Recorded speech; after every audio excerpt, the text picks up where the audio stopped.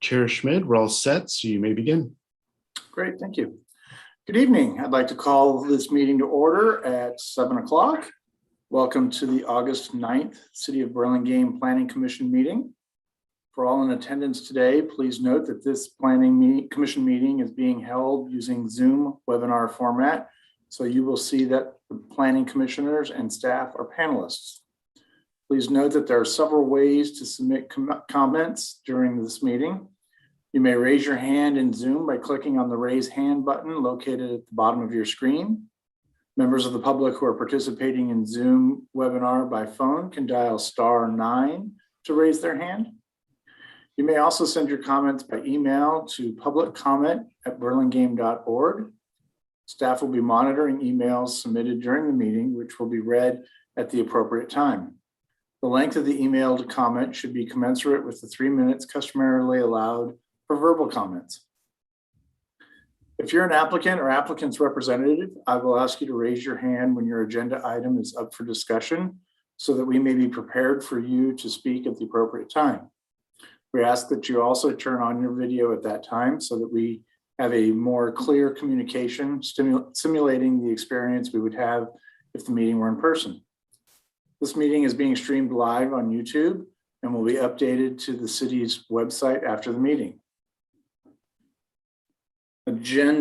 So moving on with agenda item number 2, roll call. Let the record show that Commissioner Say and Commissioner Gall are missing this evening, and everybody else is here. Okay, moving on. Approval of minutes. We don't have any minutes this time, right, Ruben? No. So then moving on to item number 4, approval of the agenda. Actually, no, the minutes were put on the wrong part of the agenda. Oh, yeah. We have 2 sets. I thought I saw those. They should be under item 3, not item 4. Sorry about that. Okay. We have meeting minutes to review and approve this evening from the June 28th Planning Commission study session and for the July 12th study session. Okay. Mr. Chair, I'll make a motion to approve the revised meeting minutes that we received this afternoon. I'll second that. Meeting. Mr. Chair, I was not present at the July 12th meeting, so I won't vote on that. I understand. Neither was I, so I won't vote on that one either. So why don't we start then with a vote for the June 28th meeting, and we'll do them separately.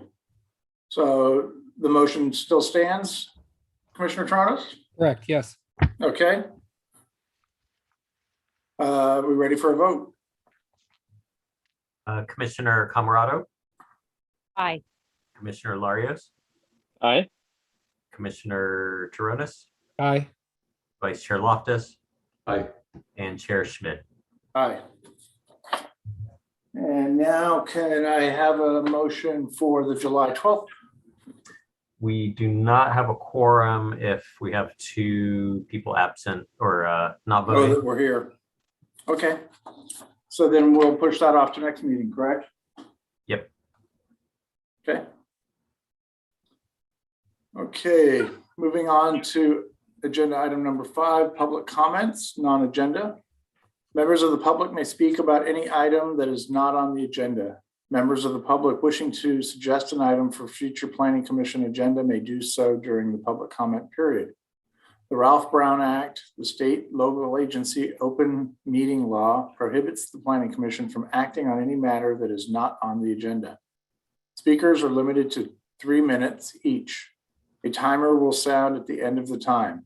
I may adjust the time limit in light of the number of anticipated speakers. Please speak clearly into the microphone. Do we have any members of the public who wish to speak on any item that is not on our agenda?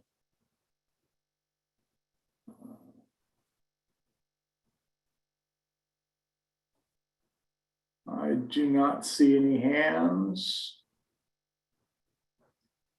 Do we have any? No emails for non-agenda items. Okay. Moving on. Sorry to interrupt, Chair Schmidt. I just want to go back and apologies for the confusion with the agenda. We did skip over the approval of the agenda. And I just wanted to note, it's quite all right. It's all kind of mixed up.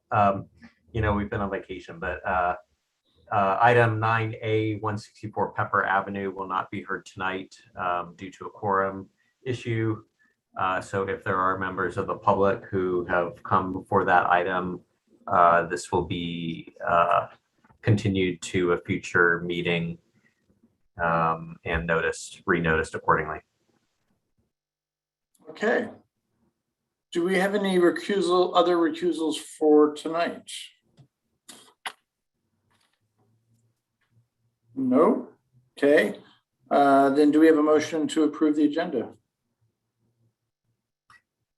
No motion is needed. Oh. It's just a Sorry. No problem. I've been out of the chair a little too long. It's all right. Get the hang of it again. So I can move back to agenda item number 6, study items. 907 Paloma Avenue. If you're the applicant or the applicant's representative, please raise your hand so that we may be prepared for you to speak at the appropriate time. If possible, we ask that you also turn on your video at that time. Were any commissioners not able to visit the project site, or do any commissioners wish to note any ex parte communications during this for this project? Okay, seeing none. Can we have, let the record note that all commissioners present have visited the project site? Can we hear a staff report, please? This application is for a front setback variance. The staff report notes that the subject property has 3 units. The applicant would like to clarify that there are only 2 units on site. The subject building is a single-family dwelling, and the other building on the lot is a 1-unit apartment. The applicant is proposing an interior remodel to the front portion of the single-family dwelling, which includes changing the front entrance to face the side property line. The existing front wall has a non-conforming front setback of 11 feet 10 inches, where 15 feet is the minimum required. A request for a front setback variance is required to replace this wall with a new exterior wall in the same location. I'm available for any questions of staff. Great, thank you. Do we have any questions for staff? Okay. Then seeing none, I'm going to open up the public hearing. Would the applicant please come forward and state your name and anything else that you would like to add about your project? You're still on mute. We can't hear you. Okay, how's that? Got Better? Sorry. Thank you. I'm Kim Green. I'm the designer for the project. The owners are here too. They're listening, and they can certainly come on if they have anything to say, or if you have any questions more appropriate for them. I think, thank you for having us, by the way. And I think Amelia's description of our project is pretty accurate. We're not asking to do much. The wall remains the same. The major elements of the front remain the same, although slight change in style renovation. And I guess the big element that we're doing on the front is to change the direction of the door, the actual projection of the front of the house that has the front door. And you'll see on the comparison drawing, we're just turning it to the side. So it still projects into the front. We're not suggesting moving the door to the back or the side or anything like that, just the direction that goes in large part to prevent looking right through the house. I'm assuming you've all got the unredacted letter, but as it currently stands, if you open the door, you can see right through to the bathroom in the back, directly through.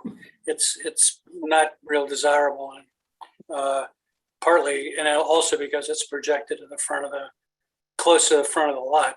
It just makes it worse.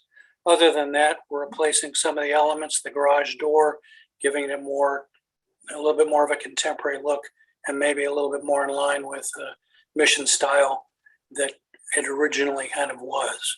And we're also changing the path to the entry to make it direct from the driveway, or where they would commonly pull in the driveway of the apartments for their parents and other people who need a short distance from the driveway to the front door. Currently, it goes from the sidewalk, through up to the house. It just seems better to shorten that distance. The rest is pretty visible. The other part of the project is just improving, putting a patio in the back. No increase in size or height. Okay, great. Do we have any, let's see, do you have any questions for the applicant at this time? Commissioner Tronis. Yeah, just a quick one. When I visited the site, I was able to visit, the front area and the triangular open area off to the right. You said the patio that you're building, that's sort of in the middle area. Can you tell me a little bit, what's in the far back triangle? That's, one of the only other open spaces on the lot. Is there any? At the very rear, it's landscape, and it goes up to a fence and an easement that passes through. There's Right. You can see that on the survey. Yeah. And on the opposite side of the point of the triangle that's on the street, that's where the new patio area is going. Okay. It's currently like a patio. We're just raising it up and making That far back putting corner. some, Okay.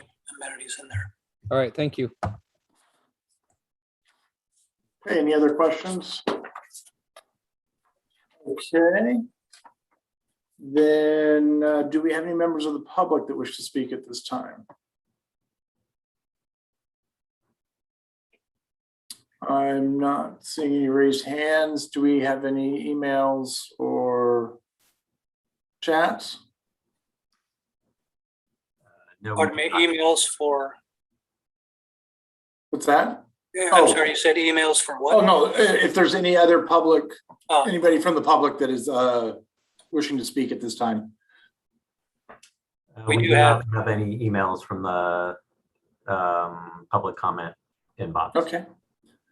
We have Then- several letters of support from neighbors. The owners were out of town during the time they would normally be collecting signatures, but still they got pretty much all the neighbors are totally fine and happy with it. And I think we could get more if that's at all interesting and worthwhile. Okay. Then I'm going to close the public hearing. Commissioners, do you have any comments?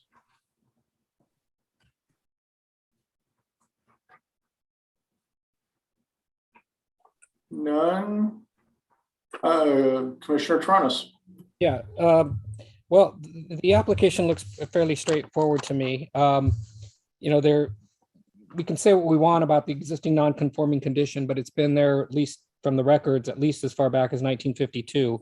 So I'm personally not in any position to require any change to that. We don't really have much leeway for that. Not that we would anyway, I don't think, but I think that there are some extraordinary conditions because of the configuration of the lot. In other words, in order to meet the required setback, something would have to push farther back on the lot. And in this case, the reason I asked about that far back triangle is that's really the only additional open space that that's available on the property. So unlike other properties, which the code typically would contemplate in a normal circumstance, there's no real rear yard. That side of this triangular lot is only 109 feet deep. So I can make the findings for the exceptional circumstance for this variance. This isn't before us for design review, so I don't really have much comment on the architecture. It's fairly simple anyway. So I think that the project should move forward to action. Okay, that sounds like a motion. Oh, well, I'll make it a motion. unless anybody else had any other comments.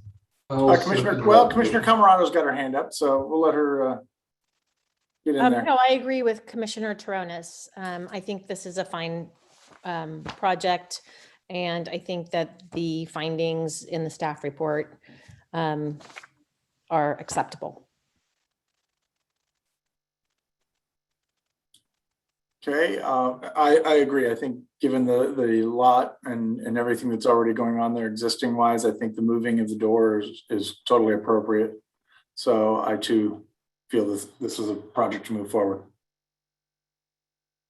Okay. Well, I seconded Commissioner Toronis's motion, if that's what it was. I got a little confused there, but if it was a motion, I seconded it. Sorry. Okay. So we have a motion by Commissioner Toronis and a second by Commissioner Loftus. Can we, any further discussion? No? Then let's vote. Commissioner Camarado, Aye. Commissioner Larios, Aye. Commissioner Toronis, Aye. Vice Chair Loftus,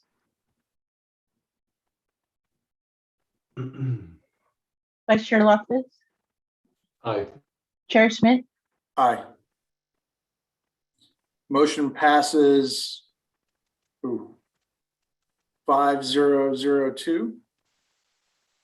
Through the chair, what was the motion? Because this is a study. So is this a motion to bring it back on action or consent calendar? It cannot be a motion to approve since it's a study. Yeah, if I could go back and clarify, I'll make the motion. Make a motion to bring this back on the consent calendar. I'll second that motion. Sorry. And so do we need to revote or can our vote stand? Probably should do a revote. Commissioner Camarado, Aye. Commissioner Larios, Aye. Commissioner Toronis, Aye. Vice Chair Loftus, Aye. Chair Schmidt. Aye. Okay, so motion carries 5002. Okay, so leaving the study items, we're moving on to item number 7, consent calendar, which we have none. So moving on to regular action items. First one is 8A, 833 Maple Avenue. If you're the applicant or the applicant's representative, please raise your hand so that we may be prepared for you to speak at the appropriate time. If possible, we ask that you turn on your video at that time. Or any commissioners not able to visit the project site, or do any commissioners wish to note any ex parte communications regarding this project? Mr. Chair, I was not present at the July 12th meeting, but I did watch the video, visit the site, and reviewed the materials. I have to say that navigating the videos is really, really complicated. The indexes seem to have gone away at some point in the past, so that's something we ought to fix. It's incredibly time consuming. And I will say the same. I was not at the July 12th meeting, but did review the application, go to the site, and review the video. Okay, so let the record note that all commissioners present have visited the project site. Can we hear a staff report, please? This application is for design review for a new 2-story single-family dwelling and detached garage. At the study hearing, the commission had several suggestions regarding this project. The applicant has revised the project and submitted a response letter to address the commission's comments and recommendations. At this time, I'm available for any questions of staff. Okay. And do we have any questions of staff? Okay, seeing no hands, I'm going to open up the public hearing. Would the applicant please come forward and state your name and anything else you'd like to add about your project? Yes, hello, good evening, commissioners. This is Jesse Gersa from Gersa Conceptual Design Incorporated. We'd like to thank you on behalf of my clients for the comments that we were received during our last meeting. As you know, the comments were fairly minor, so In conjunction, we revised the plans and we hope that they were satisfactory to the commissioner's approval. Just to give you an update, what we did, one of the concerns again was, I think Commissioner Toronis mentioned, just in regards to the height of the arches and the brick, how there was, you know, little skinny at the top. So what we did is we lowered the actual arches to create a larger separation between the upper and lower. And we tried hiring the belly band, but it just seemed a little bit too squatty for the top portion. So we lowered the arches, and then also we raised the height of the entry porch by about 6 inches. So that gave it a little height and a little bit more brick exposure. And one of the other comments were just the gutter coming off the side in the front entrance. We moved that back to the rear. And then also the other comment that Commissioner Gull had was, you know, if we're going to add more brick to the chimneys, but my clients kind of really like the siding on the brick on the chimneys themselves. So with these changes, we hope that the commissioners find this project approvable. Any questions? Great. Thank you, Jesse. Do we have any questions of the applicant at this time? Okay, seeing none, then do we have any members of the public who wish to speak on this item?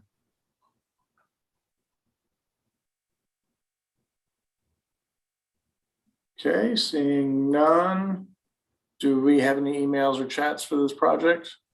No emails for this project. Okay, then I'm going to close the public hearing. Commissioners, do you have any comments?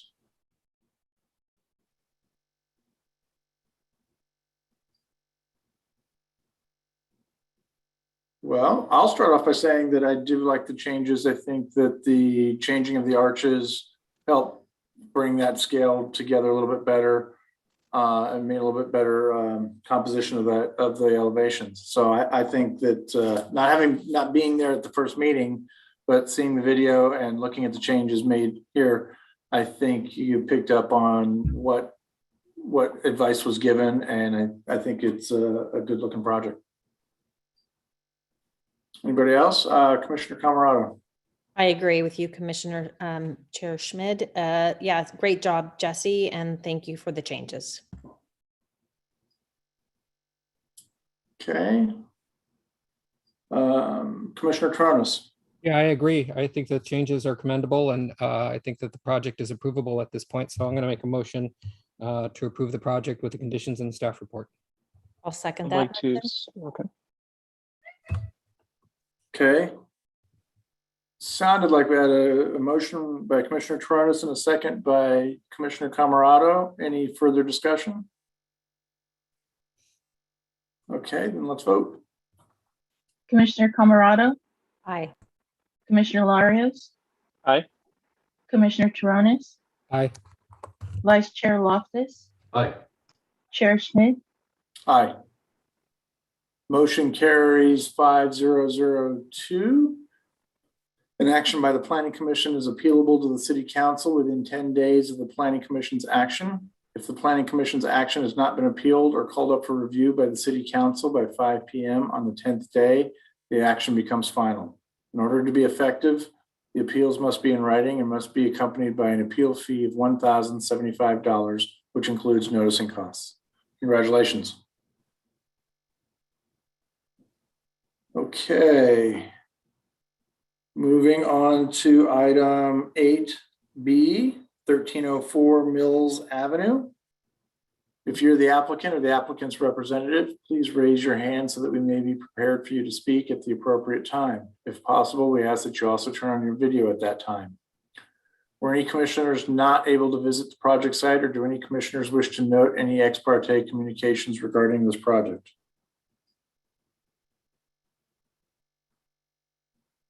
Not seeing anything. Let the record note that all commissioners present have visited the project site. Can we hear a staff report, please? Yes, the applicant is proposing to replace the existing one-story single-family dwelling and detached garage at 1304 Mills Avenue and build a new story single-family dwelling and detached garage. The proposed dwelling would have 5 bedrooms, 3 parking spaces, 2 of which must be covered, are required on site. 2 covered spaces are provided in the detached 2-car garage, and 1 uncovered parking space is provided in the driveway leading to the garage. Although the existing driveway location will remain along the left side of the site, a new driveway apron is proposed approximately 3 feet to the left of the existing curb cut. The applicant proposes to remove 2 existing protected size black acacia trees located at the front of the lot. The applicant has submitted a protected tree removal permit application, which is included with the staff report. The city arborist has recommended approval of the permit and issued the permit dated July 7th of 2021. Proposed landscaping on the site includes planting 2 24-inch crepe myrtle trees in the rear and 1 24-inch Idaho locust tree in the front yard to comply with the code requirements. In summary, the applicant is requesting design review for a new 2-story single-family dwelling and detached garage. The applicant is available and is in attendance to answer questions, but first I'm available for questions of staff. Okay. Do we have any questions of staff?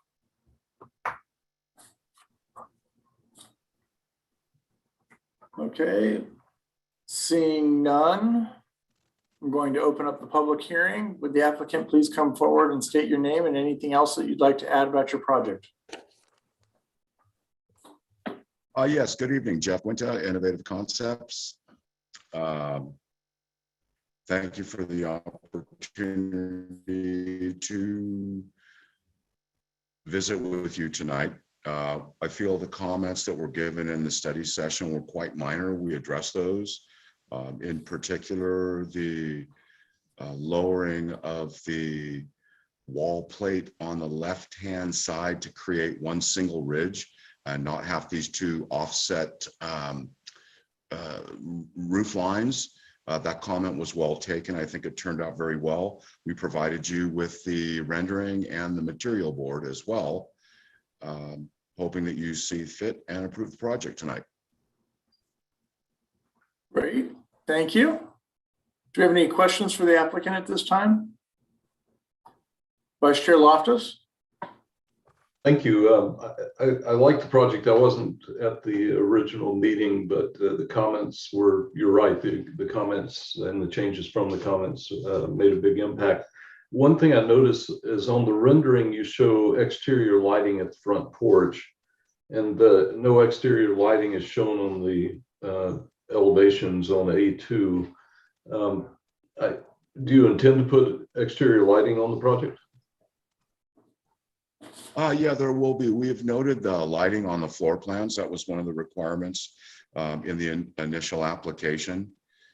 So we've shown them by light fixtures. And in this case, we gave you a cut sheet or an example of the lighting we propose. Well, okay. Well, that would, the comment I'll make then is that would appear on the rendering.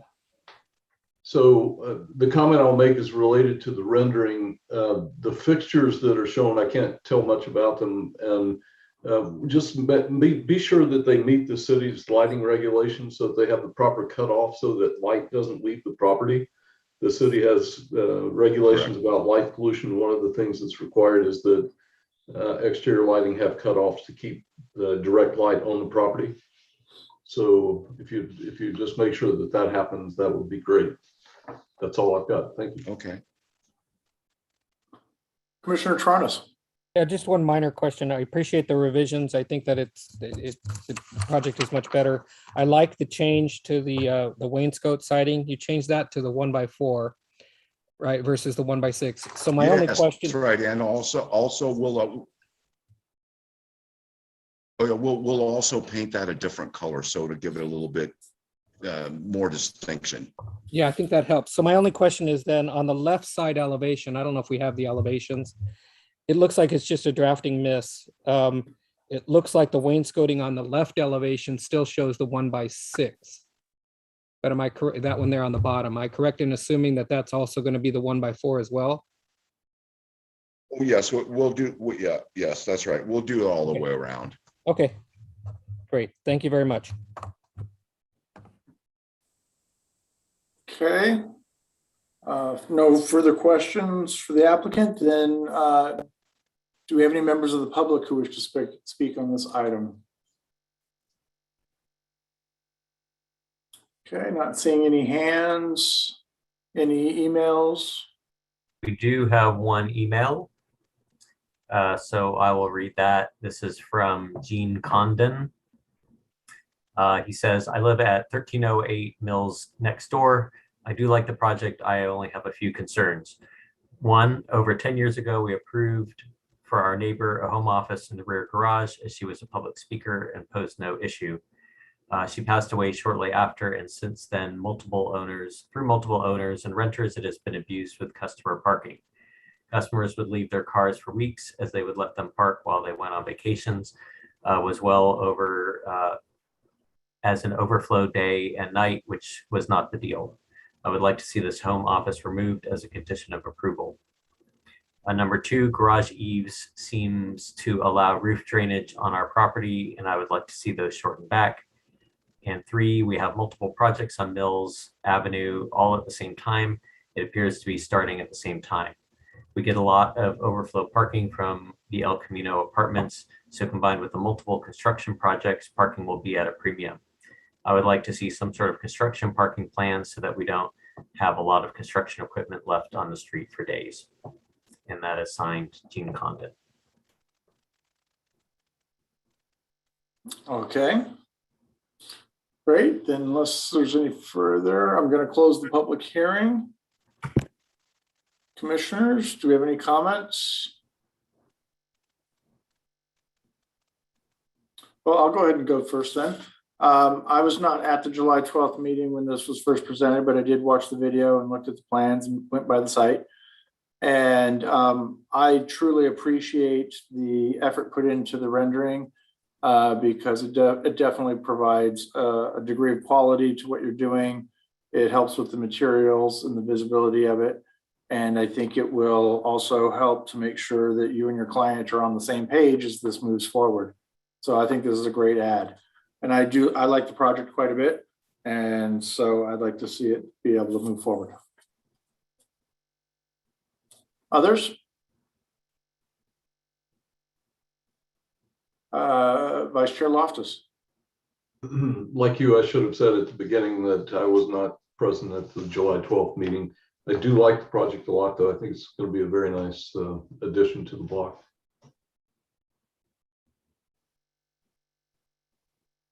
Commissioner Tronis.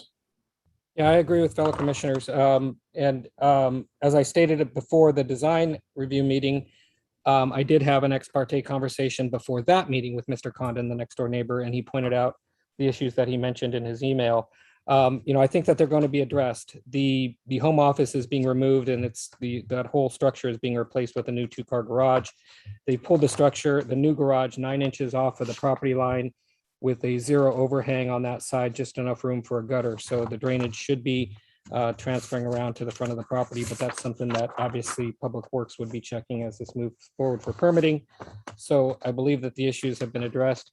It's not really within our purview, I don't think, to require any sort of construction parking plans, but that's something that would have to be monitored and controlled as this moves forward through construction.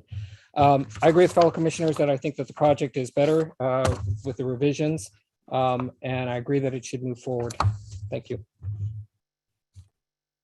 Commissioner Camerata. I agree with my fellow commissioners. I like this project. I love the artist rendition or the rendering. So thank you for doing that. And it looks like a great project, and I can see approving this and having it go to just approving it. Yeah. It's an action item. Yeah. As per the staff report. Okay, so is that a formal motion? Okay. And can I get a second? I'll second. It's a motion to approve, right? Yes. Okay, second. Okay, so motion to approve made by Commissioner Camerado and seconded by Commissioner Toronis. Any further discussion? Chair Schmidt, I would just like Yes. to echo what Vice Chair Loftus said about the lighting. I don't know if that would be in the form of an FYI, but it's very important. The light pollution is a very important piece, and that was a good catch. I don't know if it was just simply the rendition, but I've seen many houses that, hindsight 2021, I guess, have that issue with lighting, and it becomes problematic. So I would just like to echo that in particular, but otherwise, I agree with everybody here, and I think this project's ready to move forward. Great, thank you. Can I just piggyback onto that, Director Gardner? Would that not be something that, as part of building permit, would be reviewed so that like, I don't seem to me that is something we would need as an FYI as much as building needs to enforce. You're on mute. Thank you. Yeah, that's right. Is that at least the way Vice Chair Loftus presented it was to ensure that the lighting is consistent with the city standards. So that is something that we would check as part of the plan check in the building permit. So that's something staff would do regardless. Right. It's always a good reminder at this point so that the applicant knows that we have those regulations, but great. Okay, so we still have a motion made by Commissioner Camerado and seconded by Commissioner Toronis. Can we have a vote? Yes, Commissioner Camerado. Aye. Commissioner Larios. Aye. Commissioner Toronis. Aye. Vice Chair Loftus. Aye. And Chair Schmidt. Aye. Motion carries 5002. An action by the Planning Commission is appealable by the City Council to the City Council, but within 10 days of the Planning Commission's action. If the Planning Commission's action has not been appealed or called up for review by the City Council by 5 p.m. on the 10th day, the action becomes final. In order to be effective, appeals must be in writing and must be accompanied by an appeal fee of $1,075, which includes noticing costs. Congratulations. Okay, moving on to 8C, 945 Chula Vista Avenue. Okay, if you're the applicant or the applicant's representative, please raise your hand so that we may be prepared for you to speak at the appropriate time. If possible, we ask that you turn on your video at that time. Are any commissioners not able to visit the project site, or do any commissioners wish to note any ex parte communications regarding this project? Mr. Chair, I would, again, I wasn't at the July 12th meeting, but I did visit the site, watch the video, and review the materials. Okay, thank you. And I will echo the same. I was not at the July 12th meeting, but I did watch the video and visit the site. So let the record note that all commissioners present have visited the project site. Can we hear a staff report, please? This application is for design review for a new 2-story single-family dwelling and detached garage. At the study hearing, the commission wanted clarification on proposed materials and suggested extending the front porch platform. The applicant has revised the project and submitted a response letter to address the commission's comments. I'm available for any questions of staff. Great, thank you. Do we have any questions of staff at this time? Okay, seeing none, I'm going to open up the public hearing. Would the applicant please come forward and state your name and anything else that you would like to add about your project?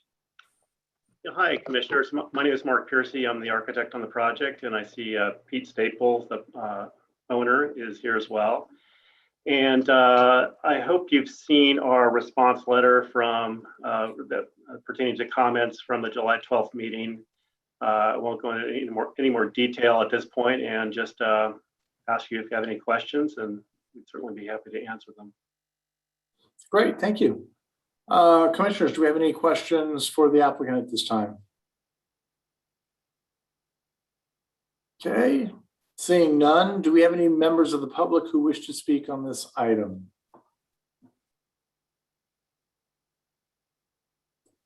Seeing none. Do we have any emails for this item? Okay. No emails, sorry. Yeah. No, I think I got that. Okay, then I'm going to close the public hearing. Commissioners, any comments? Vice Chair Loftus. Yeah, I'd just like to say I really like this project. It's compact, it's tidy, it's neat, it's really well organized. The drawings are nice. It makes a very compelling case for itself. So I commend the architect and I just think it's a really nice little project.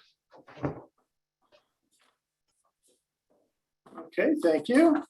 Others? Commissioner Tronis. Yeah, I absolutely agree with Commissioner Loftus. I like the project when it came before us. I think it's been tweaked a little bit. I really appreciate the architect digging in and getting into the floodplain issue with both Public Works and the chief building official. So it's good to put that to rest. I think the project should move forward. I'm going to make a motion to approve the project with the conditions in the staff report. I will second that. Okay, we have a motion from Commissioner Tronis and a second from Commissioner Larios. Do you have any discussion? Okay, then let's vote. Commissioner Camarado, Aye. Commissioner Larios, Aye. Commissioner Torrones, Aye. Vice Chair Loftus, Aye. Chair Schmidt, Aye. Motion carries 5002. An action by the Planning Commission is appealable to the City Council within 10 days of the Planning Commission's action. If the Planning Commission's action has not been appealed or called up for review by the City Council by 5 p.m. on the 10th day, the action becomes final. In order to be effective, appeals must be in writing and must be accompanied by an appeal fee of $1,075, which includes noticing costs. Congratulations. Okay, moving on to item 8D, 1548 Balboa Way.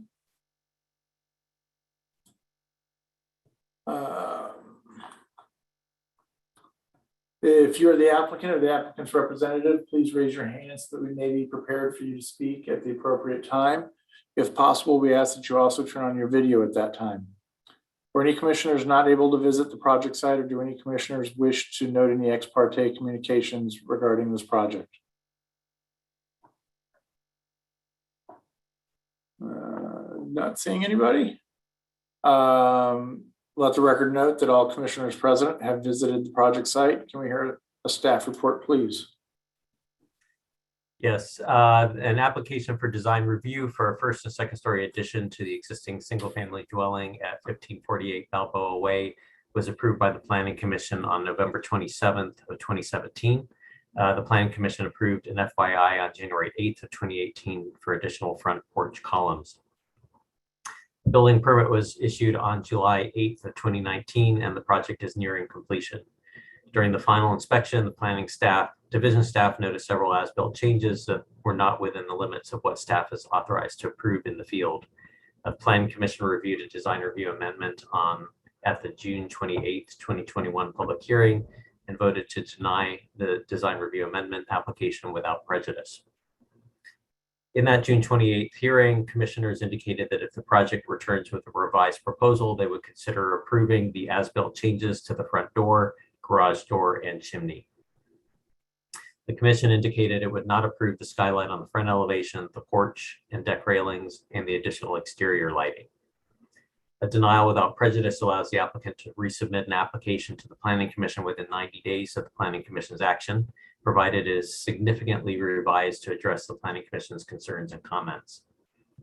In response to the denial without prejudice from the June 28th meeting, the applicant submitted revised plans, date stamped July 26th, with the following revisions proposed to the as-built drawings to address the Planning Commission's comments. First is removal of all light tubes at the roof, both front and left north elevations. Removal of 2 of the 4 exterior light fixtures on the rear and right south elevations. And third, removal of the front guardrail facing the street. The application still does include a request for approval for retention of the as-built changes to the front door, garage door, and chimney, consistent with prior direction from commissioners. The applicant notes that they retain the one guardrail on the left side of the front porch because it is located behind the wood column and not directly visible from the street. And then the guardrails at the rear and along the right side deck porch have been retained, given that the porch and decks are greater than 30 inches above grade and are required under building code regulations. This concludes the staff report summary, and I'm available for questions of staff. Thank you, Director Gardner. Do we have any questions of staff at this time? Okay, seeing no hands, then I'm going to open up a public hearing. Would the applicant please come forward and state your name and anything else you would like to add about your project? Hi, do you guys hear me? Yes. Okay. Good evening, Commissioner. Thanks for taking this time to, to review this project again. We're here to, address the concern from the last commission hearing, and since the last meeting, we met with the planner a couple of times, and we make a few decisions, including take out all the existing light too at the lower roof. And the second item is remove the 42-inch guy rail facing the street. And the last item is remove the additional exterior light fixtures that doesn't require by the city code. But the item we would like to keep is the rear railing, like the planner mentioned, the director and the planner, that the rear deck is about 30-inch high. So we do require some kind of railing or safety protection for falling down. It's 30-inch. If you fall down, you could break your leg easily. So my client, they are pretty new to the town. They don't familiar to understand this the Birmingham, the standards. So they didn't follow all the rules. I'm here to deeply apologize for all this inconvenience. However, the project did turn out pretty nice. I hope we can take this opportunity and with all these change, with their deleting their project, they cannot move in, they're paying double mortgage. So I hope we can put this to rest. Thank you very much. Great, thank you, sir. Do we have any other members of the public who wish to speak on this item at this time?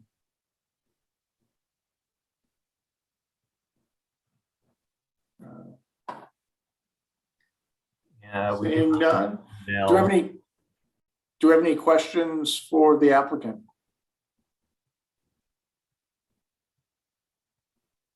No. And Director Gardner, no emails? No, none on this. Okay. Then I'm going to close the public hearing. And commissioners, do you have any comments?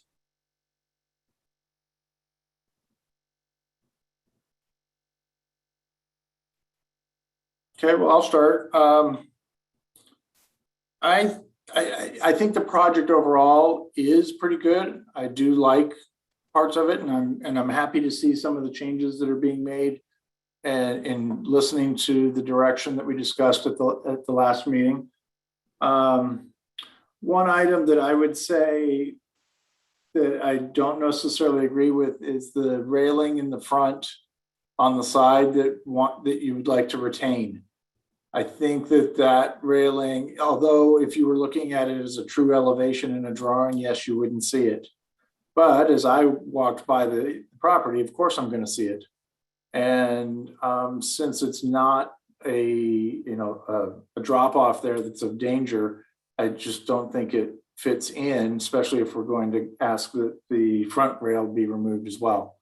So, but otherwise, the removal of the lights, the removal of the skylights, and the front railing meet with the direction that I felt that we gave at the last meeting.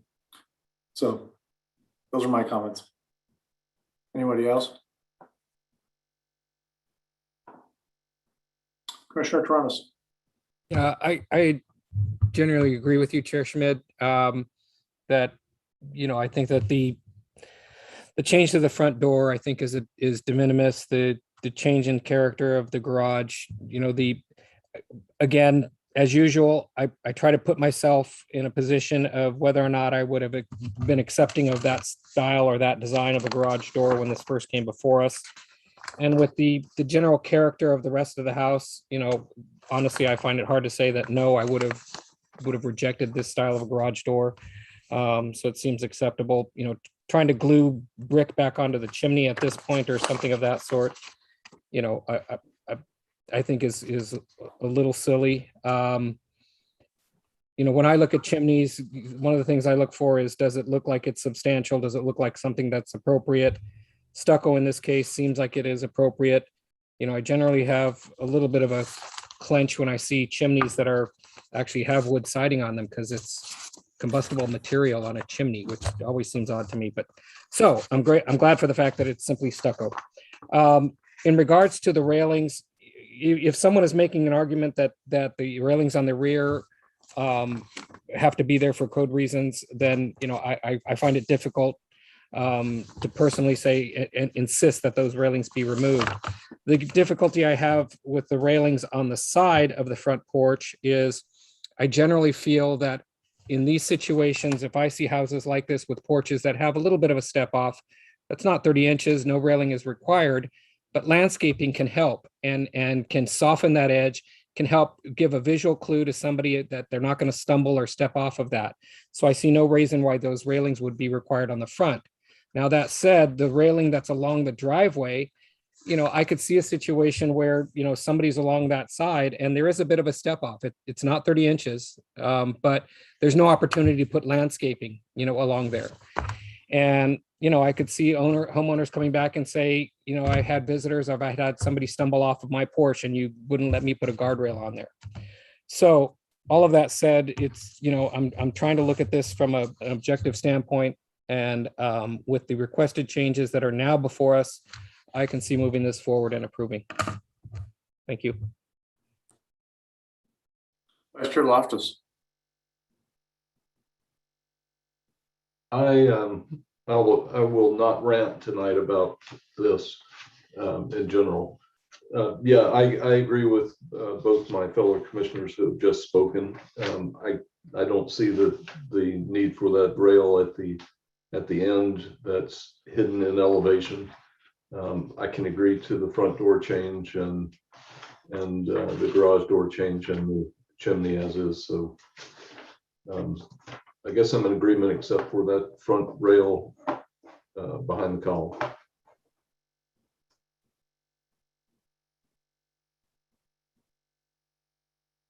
Any other comments?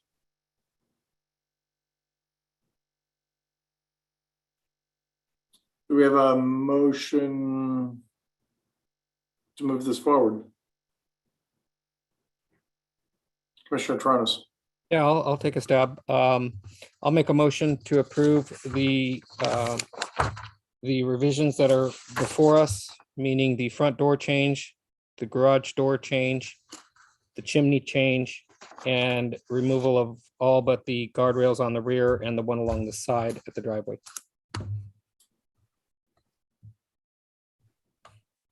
Okay. I'll be happy to second that. So motion by Commissioner Taranis, seconded by myself. Do we have any further discussion? No, then let's vote. Commissioner Camerado, Aye. Commissioner Larios. Aye. Commissioner Taranis, Aye. Vice Chair Loftus, Aye. and Chair Schmidt. Aye. Motion carries 5002. An action by the Planning Commission is appealable to the City Council within 10 days of the Planning Commission's action. If the Planning Commission's action has not been appealed or called up for review by the City Council by 5 p.m. on the 10th day, the action becomes final. In order to be effective, appeals must be in writing and must be accompanied by an appeal fee of $1,075, which includes notice and costs. Congratulations. Thank you. Okay, moving on to 8E, 1418 Bellevue Avenue. If you're the applicant or the applicant's representative, please raise your hand so that we may be prepared for you to speak at the appropriate time. If possible, we ask that you also turn on your video at that time. Were any commissioners not able to visit the project site, or do any commissioners wish to note any ex parte communications regarding this project? Mr. Chair? Yes. Yes, I did have an ex parte communication with the applicant and the architect just to get a preview of what we're seeing this evening. Great. And I will also note that I had a similar discussion with the architect and the owner a while back. Anybody else? No? Okay, so let the record note that all commissioners present have visited the project site. Can we hear a staff report, please? Yes, the applicant is proposing to construct a 15-unit condominium building on a portion of the property at 1418 Bellevue Avenue. Currently, a 49-unit apartment building is on the property. No changes are proposed to that building. The new condominium building would be built in the side yard area, which is currently comprised of landscaped yard space and uncovered parking. The project would involve a lot split, with the existing apartment building situated on parcel 1 and the new condominiums situated on parcel 2. A new cross easement is proposed with a lot split to provide shared ingress and egress and vehicle circulation for both sites. The proposed building on parcel 2 would contain an at-grade parking garage and a lobby on the ground floor, 15 residential units and 5 floors above the garage, and a rooftop terrace. Of the 15 units, 2 would be below market, affordable to moderate income households. The project would utilize state density bonus provisions, including a concession and waivers, as outlined in the staff report. Also included with the staff report is a letter from the applicant's attorney outlining the rationale for the concession and the waivers being requested. The Planning Commission reviewed this application as a design review study item on September 28th of 2020. The applicant submitted revised plans and a materials palette, date stamped July 16th of 2021, to address the Planning Commission's comments and concerns. A letter from the applicant is included with the staff report and provides a detailed summary of the changes made to the project and responses to the Planning Commission's concerns and comments. The applicant has also has a presentation prepared. A matter that came up in the study meeting was to get an interpretation regarding the impacts of parcel 1 under state density bonus law, since some of the waivers would be applicable to that parcel and the existing apartment building.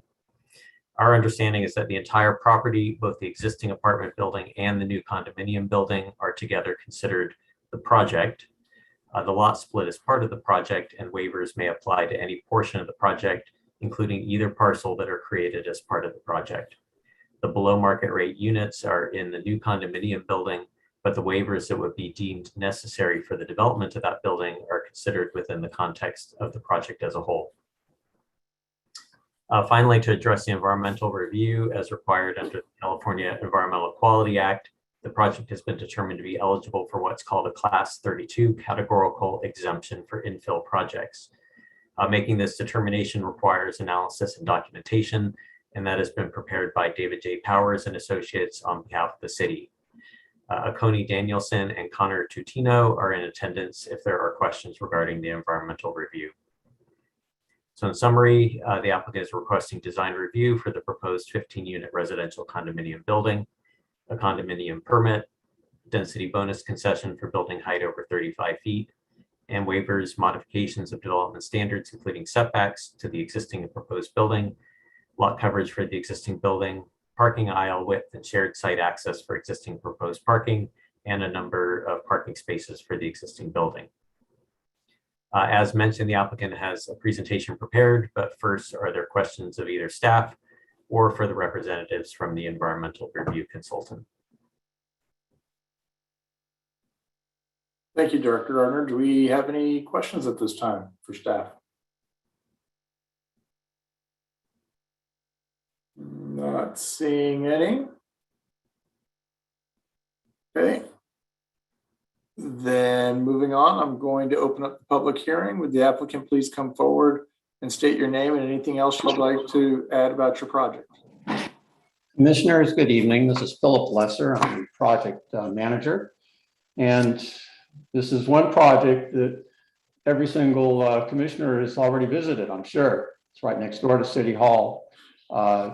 It's on a lot, as was just pointed out by Director Gardner. There's about 28,000 square feet.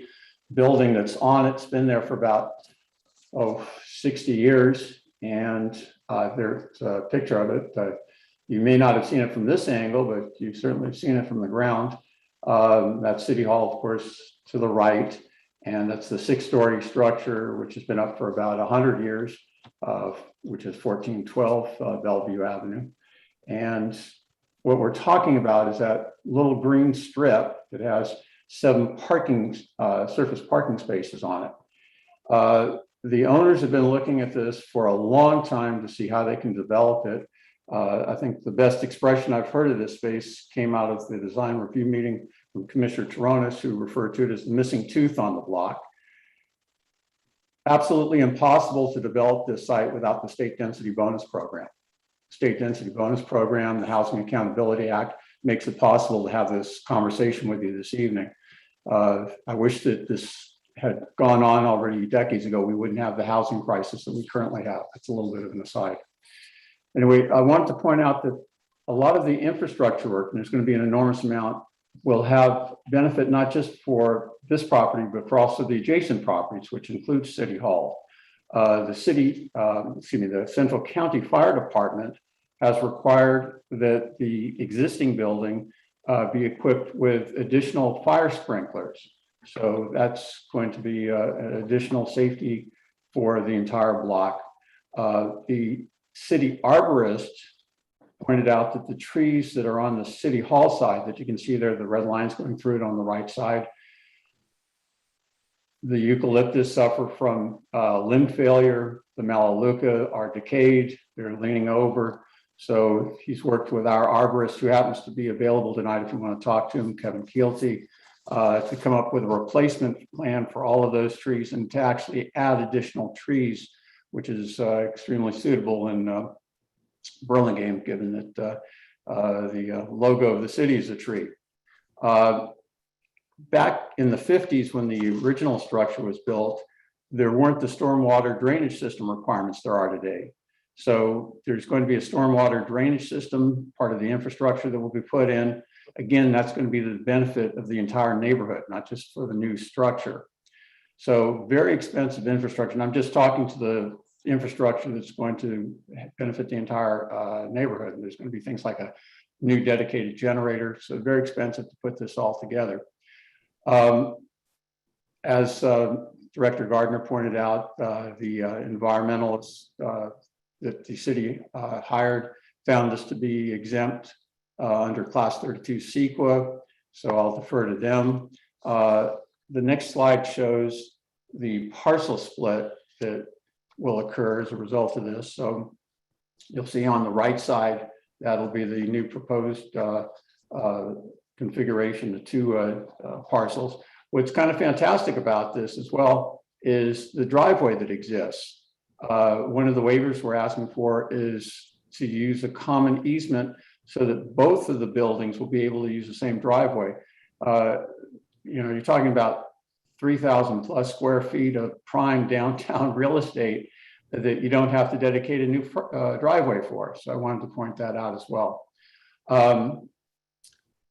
Director Gardner pointed out that under the state density bonus law that we do get concessions and waivers. We get 2 concessions as a result of the BMRs that are being offered up. We're only asking for 1 at this time, and that's maximum R4 zoning height of 75 feet. The waivers that are being asked, we couldn't build it without these. The parcel that will be now parcel 1, where the existing building is going to have 57.7% lot coverage, which is 7.7% too much. So we're asking for that waiver. The parking that currently exists on the left side there in the upper corner, that has to go away for the new building. So that's going to be a reduction of 49 to 42 spaces for the existing building. That's another waiver we're asking for. Because of the new building, there would need to be setbacks in the existing building. Obviously, we're not going to go back and do that. So that's another waiver that's being asked for. And in lieu of that, we've come up with the alternative protection methods with the Central County Fire Department. And then because of the narrowness of this lot, we're asking for waivers for the rear setback. We're asking for waivers on the setbacks every 1 feet going up, because you'd have to walk sideways to walk through the project. And of course, the new project has 2 staircases as well as an elevator, and you need a corridor. So we're asking that very narrow strip to do quite a bit here. And so we need to have those waivers. And then, as I mentioned earlier, that there'd be a waiver sought for the common easement so that both of the buildings could use the same driveway. If you have any specific questions about these waivers, our project architect, Matt Hollis, is going to speak to you in a moment, and I can try to address that. If you have any questions about the state density bonus law, the Housing Accountability Act, our land use attorney, David Blackwell, is going to be available for comment. If you have any questions about landscaping, we have Stephanie O'Rourke available this evening for comment. If you have any questions about the tree replacement program, we have Kevin Keelty, our certified arborist, available this evening for you. And if you have any questions about construction, we have from York Construction, Chris Moreno, who can speak to you. So we have a full team here. And with that, I'll hand that over to my colleague, Matt Hollis. Thank you very much.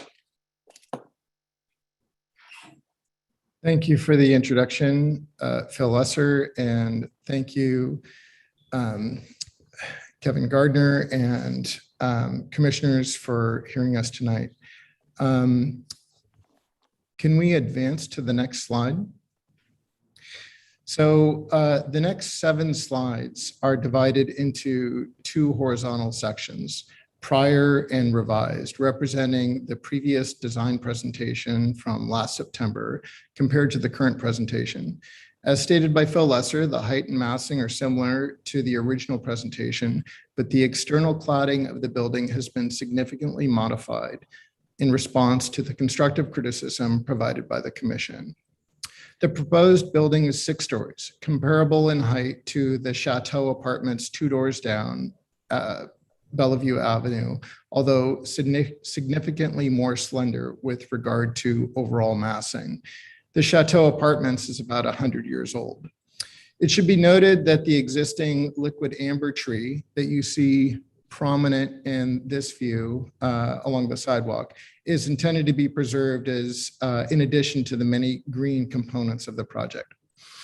In some of the renderings that you'll see, it's been removed for clarity, but we intend on preserving it. Next slide, please. This rendering showcases how the massing of the building engages with the neighborhood. The landscape or green components of the project include the front yard, the green wall, the planter boxes at each corner window, the roof garden, and the green fence abutting the city wall property line.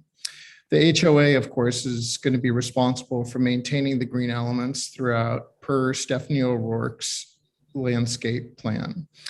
Of all the slides that will be presented today, this view from the southeast best describes the pedestrian access to bicycle parking along the east side of the building. So regarding the contrast between the prior and the revised, the prior design was criticized at the last commission hearing for looking like a downtown office building with a glass curtain wall. The black metal frame that previously dominated the facade has been replaced with the wall assembly characterized by a stucco exterior with punched openings for windows, similar to the Chateau apartments and other buildings in the neighborhood. Materials and textures on the revised building have evolved as well. The material palette may be summarized as warmer with more earth tones and a softer feel in general. And you can see them listed here on the right side of the page. We've got wood siding at the plant boxes, painted stucco, board form concrete at the ground level, mill finish, not black, frames at the Fleetwood doors and windows, yellow cedar wood trim with a clear seal, and vertical blinds at the east and west facade windows to mitigate solar gain and provide privacy. Next slide, please. This is the view from the southwest corner, and it shows the balconies. The lowest balcony is framed with sidewalls to create a box, shielding the view from the streetscape. The highest balcony matches the lowest to create a balanced composition, framing the open balconies in between. The stacked composition wraps the corner to provide a certain level of depth and complexity to the facade, articulated with consideration to proportion. The balconies have painted metal guardrails with light horizontal grating. The west facade is also visible. And similar to the east facade, in the visible in the previous slide, painted stucco with yellow cedar wood trim, punched openings for the windows with vertical blinds are easily visible. From this vantage, the common driveway with and between the existing neighboring building 418 Bellevue is visible. And as Phil has already mentioned, but I want to stress, no new driveway is required for the proposed building at all. The parking is well off the street and shielded from public view. The 15 parking spaces are accommodated by the mechanized system with 3 conventional surface parking spaces, all shielded from public view. Next slide, please. And this is, of course, a view of the northeast corner of the building, that which is most visible from City Hall. And the painted stucco, as I mentioned earlier, the painted stucco with yellow cedar wood trim with punched wood trim at the punched openings for the windows with vertical blinds as described in the previous slide. And then, as Phil has also mentioned, City Arborist Bob Disco and Project Arborist Kevin Keelty have advised on the removal of the existing eucalyptus and melaleuca to be replaced by 8 Carpinus betulus. And then they're all going to have an ironsmith street grate and some general landscape improvements along the property line with City Hall. In addition, you can see there's a green wall fence bordering the property line, and you can't really see it here, but there'll be a Zen dog garden in the rear of the building, of the lot, which will provide a green buffer in the back of the property. Also along this wall, bicycle parking and individual unit storage shall be accessed by an open air corridor adjacent to the property line. And then this view is probably the best that you're going to see the roof garden. And it's most visible from pedestrian level at this angle. Next slide, please. And so this is a great example of the streetscape from pedestrian level. The plants in the front yard wrap up the building and wrap the corner, leading the residents and their guests towards the entry lobby. By extending the front yard onto the first floor of the facade, the building has been effectively grounded on the site ground plane, and the perception of the building's vertical proportion is diminished. It seems shorter than it would be otherwise. The entry lobby is defined by glass walls, blurring the distinction between interior and exterior spaces and serving to create an inviting entry off the sidewalk. Per the adjacent plant legend that you see on the right, landscape architect Stephanie O'Rourke has selected a palette of California native plants that are drought tolerant and, if I may say, very beautiful. As referenced in the previous slide, the green wall fence bordering the property line leads past the bicycle parking and the individual storage units to the Zen dog garden in the rear. And then the replacement trees, as I've already mentioned, are visible along the east property line adjacent to City Hall. Next slide, please. And this is a roof plan. And as you can see here, there's a, between the two stair towers, there's a 750 square foot roofscape characterized by 4 semi-private open spaces, which provide shaded exterior areas for residents and their guests to access the benefit of fresh air and sunlight. These areas are confined to the roof terrace between the 2 stair towers, with pebble gravel covering non-occupiable roof space at the front and rear of the building. The 4 spaces that I just mentioned are loosely defined by the configuration of planters that outline the individual exterior lounge areas, but permits open circulation throughout. As has been referenced in the previous slides, there are planters that will line almost the entire perimeter of the roof, serving as something of a green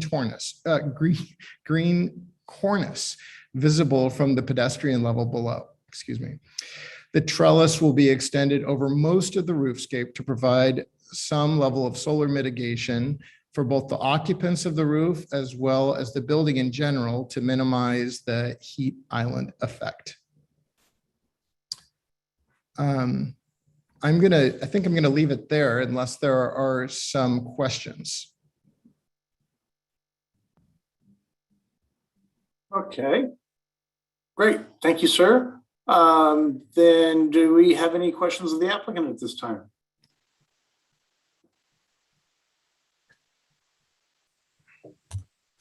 Okay. Oh, Commissioner Tronis. Sorry, just one minor clarification. So you mentioned the alternative methods that you coordinated with Central County Fire. Am I correct in understanding that that it's a requirement that the adjacent building be fire sprinkled? Is that the end result of that? Yes. Alternative method? That's correct, Commissioner Tronis. There's currently sprinklers on the ground level where you have surface parking, but there are none on the upper levels. As you can imagine, and you're in the profession, you know how building code has changed, fire code has changed. In the 50s, they weren't required to have fire sprinklers at that time. But now because of the fire separation distance that we're proposing, we have entered into an agreement, the alternative methods of protection. It's actually in your deck.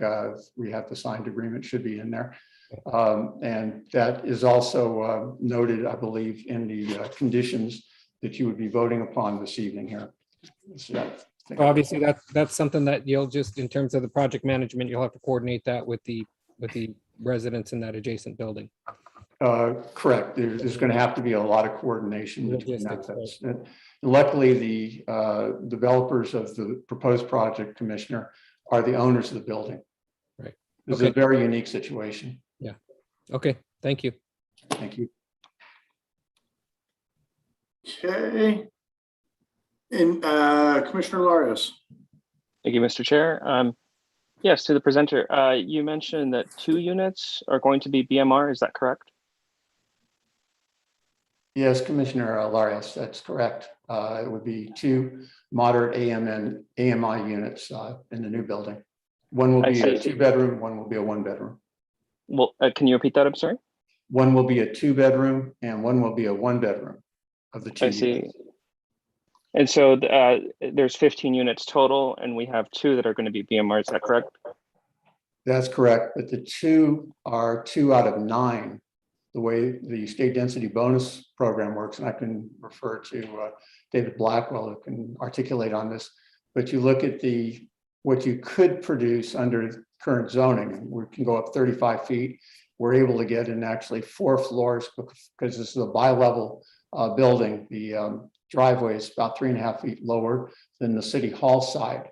So we were able to show on the base project 3 floors of residential on top of surface parking. Each floor would have 3 units, so that was 9 units. And we offered 2 of the 9, so that's 22%. And if you're familiar with the state density bonus law, everything then becomes basically formulaic at that point. So that's where the 2 concessions come from. Thank you very much for clarifying that. I was not understanding the difference, and that makes sense. If it's 9 units, just because of what you've explained, then yes, because I definitely wanted to see a little bit more higher of a BMR rate, but now that you've explained that and clarified that, it makes all the more sense. So thank you. Welcome. Any further questions for the applicant? Okay, then I will open it up to the public. Do we have any members of the public who wish to speak on this item at this time?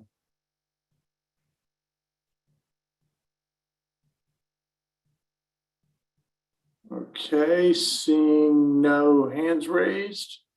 Director Gardner, do we have any emails or anything else? We do have one email, so I'll read that. It is submitted by, or signed, Thomas Tialdi, and it says, I oppose the proposed building of a 6-story condominium at 1418 Bellevue Avenue. 6 stories is too tall. I would support a 3-story building, as this has historically been the maximum height in the surrounding area.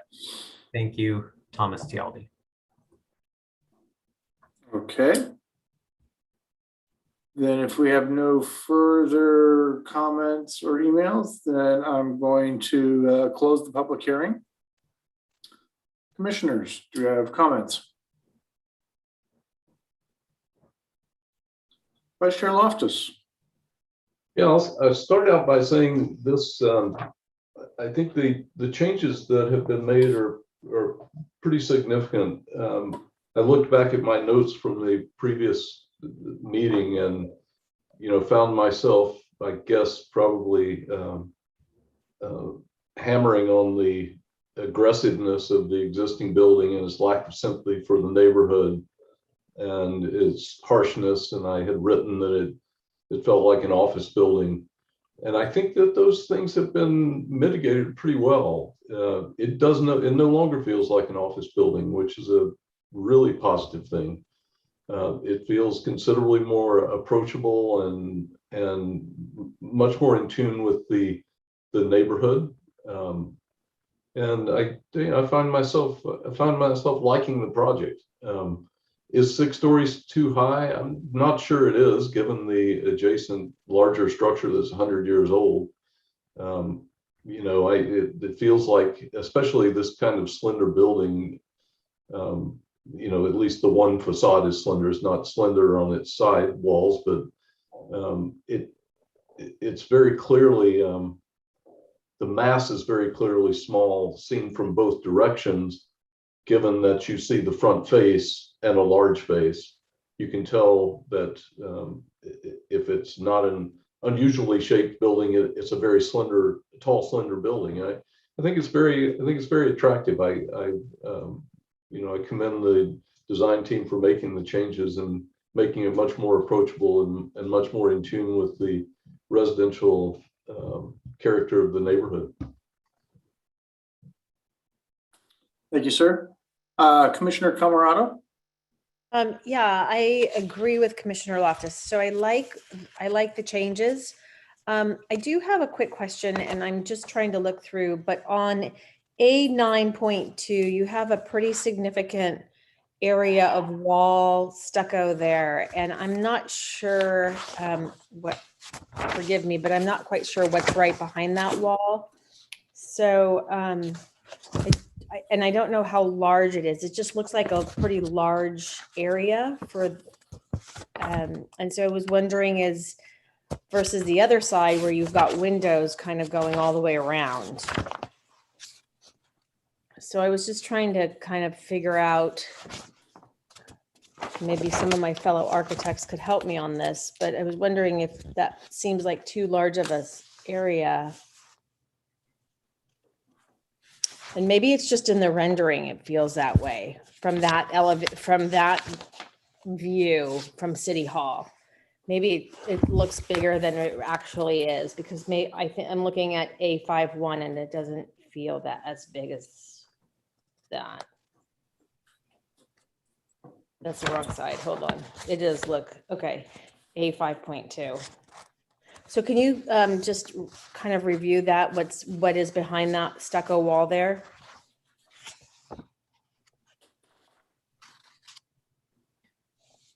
Commissioner Camarado, are you wanting the applicant to? Yes, please. Respond? Sorry. Is that, were we closed? Yeah, sorry. It's okay. That's just a comment. Let me just make that comment.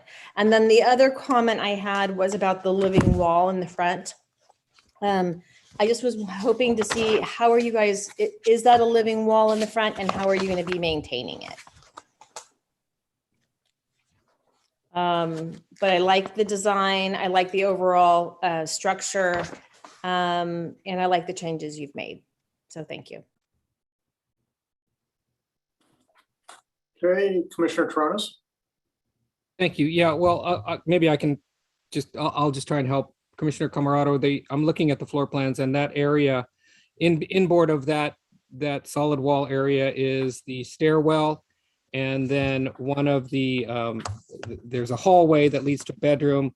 And then there's a bathroom area, a door into a bathroom area that's for one of the units that's opposite that solid wall.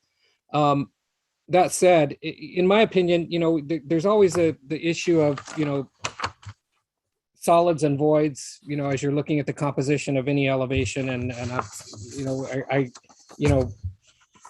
I often ask myself, even when I'm working on an elevation or even studying an elevation, how much of every plane has to be articulated, has to have something happening on it, and oftentimes I find myself wanting some areas of relief from the reveals, from the windows, from the mullions, from the guardrails, et cetera. And in my mind, an elevation is a composition of the multitude of those parts.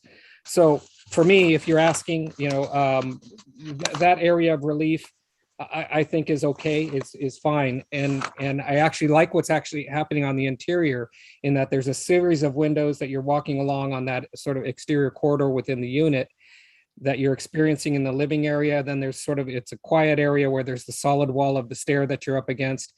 And then, you can easily go into the bathroom in your unit and you're not staring out a wall of windows. And then there's more window relief when you get to the bedroom area. So I think it's actually an interesting kind of transition because you don't often see that kind of a exoskeleton or exterior corridor, within a unit. So I think it plays well within the floor plan. So just put it at that. In terms of the overall project, I like the revisions that have been made. I agree with Commissioner Loftus. It's much more residential in character and feel, as I told the architect and the developer before, I think that the other building was handsome. It was nice architecture, but is it appropriate for this location? Yes, I'd like to see that building built somewhere, but unfortunately, I don't think it fits with the character of this particular neighborhood. So that said, I like where they've landed now. In terms of the entitlements, I can make the findings for the design review now at this point. That was really the only outstanding issue that I had from the last meeting. The condominium permit is perfunctory, it's just part of the process. The density bonuses and concessions and waivers, we sort of vetted those at the last meeting and went through those. We have a very detailed letter from the land use attorney, outlining what they're asking for, so I can make those findings. So, and I think that that this is going to be a nice infill for that location. Along the lines of where Commissioner Loftus was headed, I think that there's an interesting interplay between, this slender building and the broad face of the existing building that's adjacent to the left. I think that they play together nicely. It's almost like that, Laurel and Hardy, for lack of a better description, look, that actually works well, I think. And, the character of the two buildings play off of each other. And I think will work nicely as a composition and programmatically. Glad for the fact that it's the same owner and they can work through the working relationship of the parking and the other uses that are going to be necessary on the properties. So I think it's a good project and should move forward. Okay. I was gonna maybe do a little help too on that one blank wall. I don't think that it's really blank. I think that, anytime we start to talk about a stucco facade, I think we also need to get to that next level of control joints and things like that will actually be there, which they're kind of only partially there in elevation now. And I would encourage that the team really take a good look at those, because that too makes a big part of the composition later when you finally get down to it.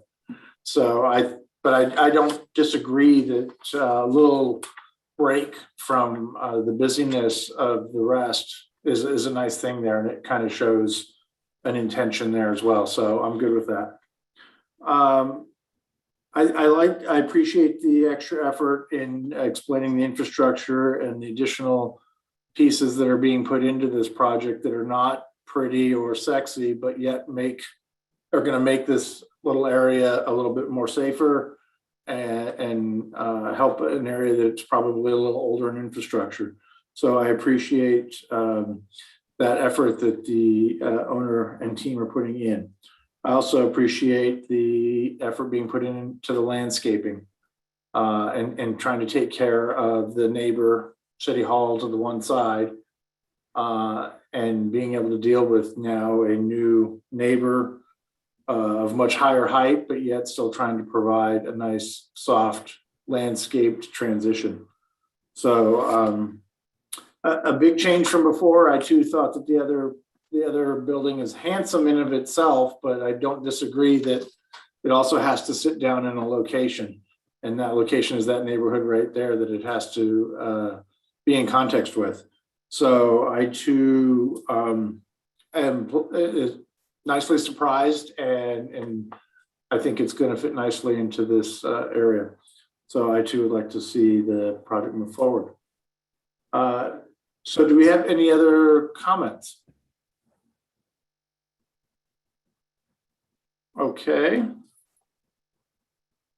Does it seem like we're ready for a motion? Mr. Chair, I raised my hand after the fact. No, you're completely fine. I raised it right after the fact that you made the question. I just would like to say that this is a great project. I was not on the commission when this came before this body, but I looked at some of the materials from back then and now, and the differences night and day. As the presenter alluded to, a housing crisis, it is exactly these type of projects that are going to help. And the only comment I have is I would love to see this at a 30% BMR. But given what the presenter explained, I think that it is acceptable, but I will put that comment out there. But otherwise, I'm going to echo everything that you folks said. And I think this project's ready to move forward. Okay. Thank you, Commissioner Larios. So, Mr. Chair. Yes, sir. Perhaps a question for you, or perhaps a question for Director Gardner. How do you want to handle the entitlements? Do we need to take them in chunks, or can we? I'd like to make a motion to approve, but do we take individual pieces of the entitlements, or can we do it all in one swell foop? Unless the city attorney corrects me otherwise, I think you can do it all as one. Where we have broken them up in other projects is where there's a separate environmental resolution. In this case, it's got an exemption, so there is not a separate environmental resolution. So you can take everything as one. Okay. So, Mr. Chair, can I make a motion? Yes, you may, sir. Okay, I'll make a motion to approve this application for the design review, condominium permit, density bonus concession and waivers, the lot split, and the lot split for the new 15-unit condominium project and with at-grade parking, with the conditions in the staff reports. Excellent motion. And I will second that motion. Okay, so motion by Commissioner Tronis, seconded by Vice Chair Loftus. Any further discussion? Okay, with that, can we have a vote? Commissioner Camerado, Aye. Commissioner Larios, Aye. Commissioner Taronis, Aye. Vice Chair Loftus, Aye. and Chair Schmidt. Aye. Motion carries 5002. An action by the Planning Commission is appealable to the City Council within 10 days of the Planning Commission's action. If the Planning Commission's action has not been appealed or called up for review by City Council by 5 p.m. on the 10th day, the action becomes final. In order to be effective, appeals must be in writing and must be accompanied by an appeal fee of $1,075, which includes noticing costs. Congratulations. Okay, that concludes our regular action items. And now we can move on to item 9, design review study. Let's see, 9A, 164 Pepper has been pushed to another meeting, correct? That's correct. So then we will move on to 9B, 722 Acacia Drive. If you're the applicant or the applicant's representative, please raise your hand so that you may be prepared for you to speak at the appropriate time. If possible, we ask that you turn on your video at that time. Were any commissioners not able to visit the project site, or do any commissioners wish to note any ex parte communications regarding this project?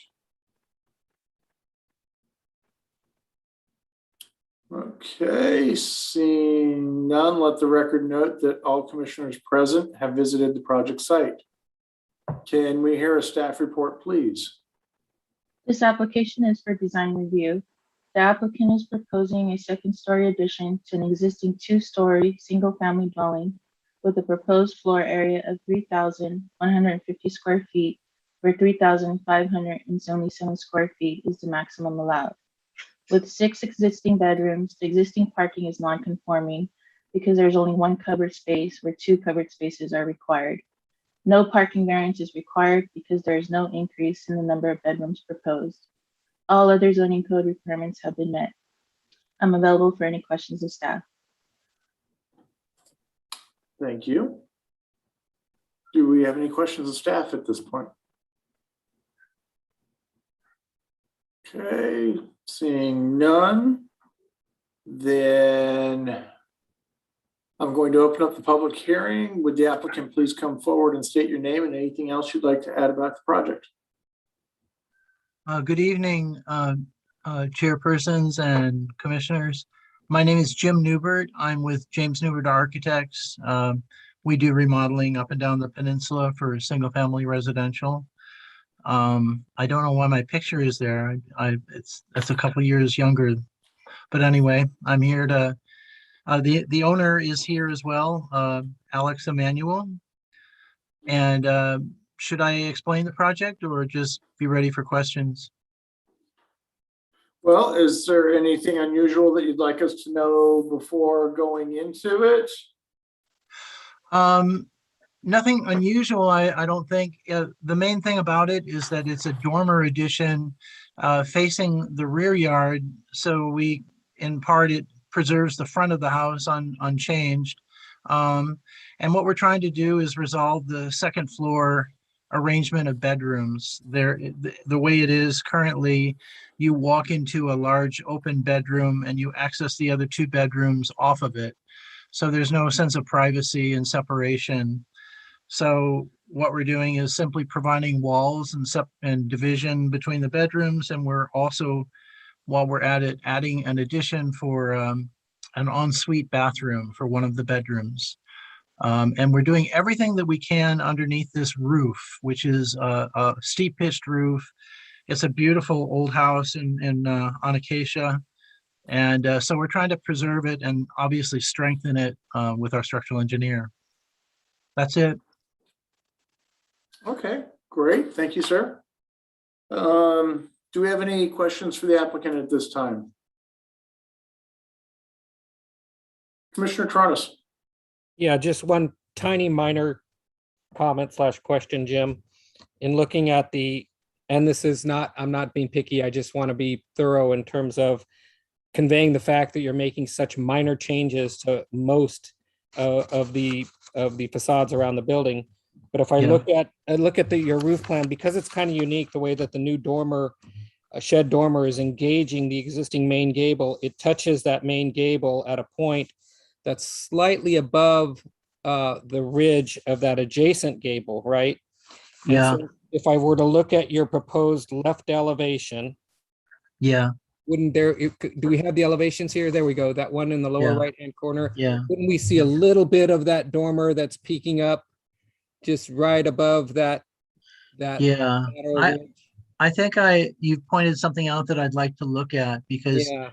there's a hinge point there that we'd probably want to maintain rather than it go up and exceed it. Yeah, So because it's going to look kind of funny, and that's one Yeah. of, I wanted to point it out, not to be picky, but it's going to create a real kind of fussy situation with that ridge yeah, dormer hitting there in a weird. no, I agree with you. I think you've seen something that I want to look over with our Okay. structural engineer Okay. and clean up that. Yeah. I agree that that point should not be exceeded where the existing dormer is. Yeah, where it hits that, Yeah. that main gable. Okay, that was it. We'll change that. Thank you. Okay, I had a couple questions. I see that most of the windows are being retained. Right. So then the new windows that are being added are to match. Are you going to be able to do that, or are they going to be different? On the rear elevation, we're trying to match in style and trim around it, and the siding would be identical. The other windows that need to change would be changed for egress purposes, for bedroom egress purposes. I think there's perhaps a substandard situation there. So we're going to try to keep the opening so that we don't disrupt the siding, and obviously provide probably a casement operable egress compliant window within the opening. And maybe you might consider looking at how, given that these, they are drawn like they look like they're double hung, but maybe when you do those casements that you consider how you do dividers with that might help keep in the spirit of those. That's exactly our intention. They're casement, but they're made to look like double hung. So, and then I was just going to piggyback on Commissioner Tronis's, but I think that, that back roof area and trying to resolve that would be an incredibly effective little SketchUp 3D model opportunity just to make sure that those framing members hit the right way. Because I agree that that's going to be a tough little area to frame and finish off. Okay, we have a great structural engineer with great structural sections, so I'm pretty encouraged we'll be all right.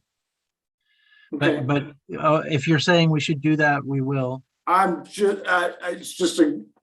find it a very useful tool in trying to work out those little 3D things. Sure, we can come back with that. I think if nothing else, it helps make sure that you guys have solved your concerns before you go to building, and you've invested a lot of time and effort into the drawings and whether or not you can make that roof plane work. I agree. So, okay, good for me. Any other questions of the applicant at this time?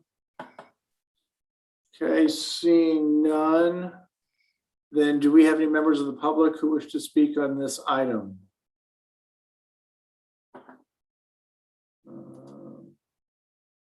Not seeing any hands. Director Gardner, any emails today? No emails on this item.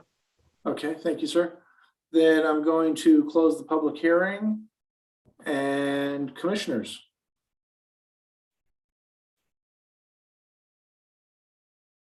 Vice Chair Loftus. This feels pretty straightforward to me, and I would move that we bring this back on regular action when the applicant has looked into these questions. I would Okay, second that. great. We have a motion by Vice Chair Loftus and a second by Commissioner Camerado. Do we have any further discussion? Seeing none, then let's move forward to a vote. Commissioner Camerado, Aye. Commissioner Larios, Aye. Commissioner Torrones, Aye. Vice Chair Loftus, Aye. Chair Schmidt. Aye. Motion carries 5002. So congratulations. So that, okay. Moving on to item 9C, 720 Farringdon Lane. If you're the applicant or the applicant's representative, please raise your hand so that we may be prepared for you to speak at the appropriate time. If possible, we ask that you also turn on your video at that time. Were any commissioners not able to visit the project site, or do any commissioners wish to note any ex parte communications regarding this project? Okay, not seeing any.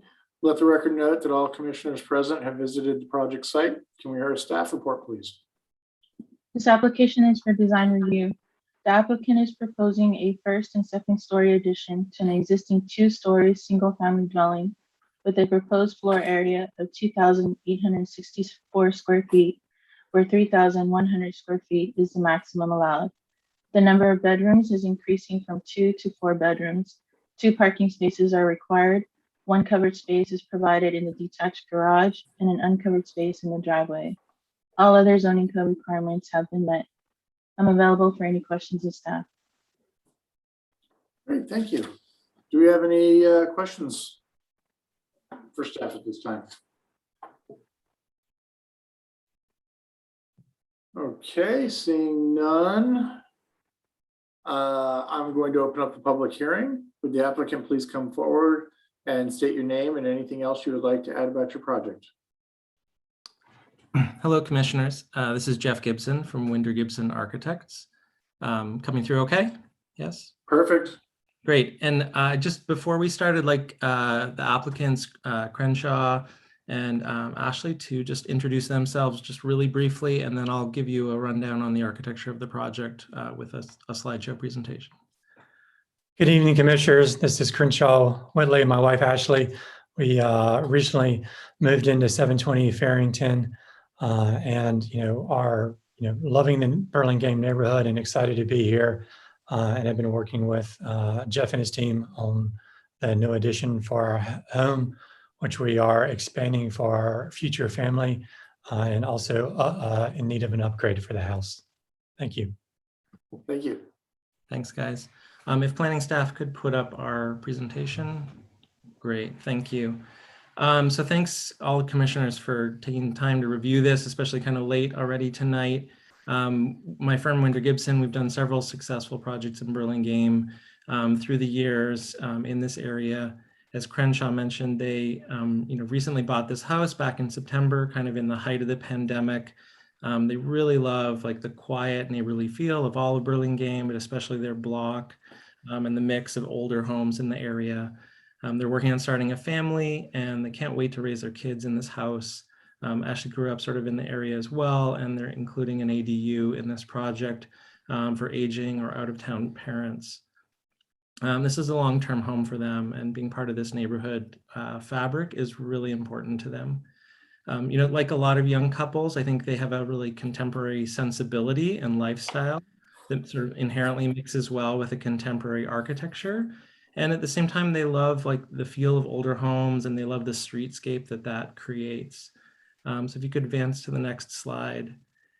So for these reasons, we've worked with them on a design concept that retains the majority of the existing single-family home, especially in the front, while adding on at the rear. Respecting the neighborhood context has always been at the root of the design for this proposed project. Burlingame has lots of examples of recently approved full tear down projects with really strong and attractive contemporary new homes built in their place. We appreciate those. We love doing contemporary buildings, but in this case, we appreciate the Planning Commission's willingness to sort of review and accept good contemporary design, but in a sort of hybrid approach. If you could go to the next slide. So unlike these sort of new ground up modern homes that you guys are seeing throughout Burlingame these days, our proposed project has this hybrid approach. We want to preserve the character of the front of the existing sort of historic building. It's not historically rated, but at the same time, we really sort of admire and adore this building. We want to renovate the interior, and then we want to add a contemporary, new kind of contemporary addition on the rear and an accessory dwelling unit. The proposed home is going to be 26 square feet with a 337 square foot detached garage, 393 square foot ADU. So overall, this is a pretty modest size home for a young family, particularly with everyone working from home. The proposed project complies with all required planning setbacks. It's well below the maximum FAR, which would be 3161 on this site for a single family with a detached garage. So we're not trying to maximize the project in any way. If you go to the next slide, great. So the design of the rear addition is actually like a modern interpretation of the traditional gabled structure in the front. From the street, as you can see in these views here, the rear addition is not really visible. It really tucks in behind the existing roof ridgeline. It's lower than that ridgeline, and it's really quite discreet.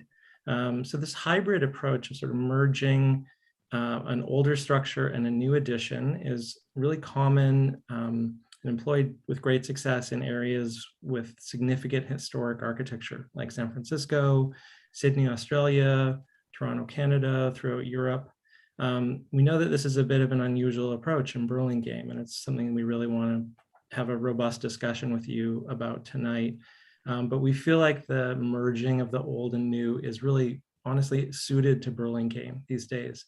Burlingame is at this sort of crossroads of, a beautiful traditional city, young sort of tech contemporary kind of lifestyle and employment. So we think it's like an authentic and really important approach on this project. So if we go to the next slide. So this is a rendering of the rear. So we're working to try to ensure some kind of unity and cohesiveness between the historic and the new portions of the building. And we've made some sort of important decisions in material and color palette to try to do that. We're installing a new standing seam metal roof across the entire structure, new and old, to try to unify that. The new volume is clad in a gray toned wood siding, which is similar to the existing home, but we have sort of purposefully rotated that siding to be vertical to provide some differentiation on the new and the old. The original and new volumes both have gabled roofs, but on the rear, we've designed this with a sort of playful asymmetric form for the new volume. The new roofline actually responds specifically to the requirements of Burlingame's declining height envelope, sort of mitigating any impacts on the neighbors, which we think is really important here. And the new roofline at the rear features two square dormers that mimic the one that's found on the front of the home.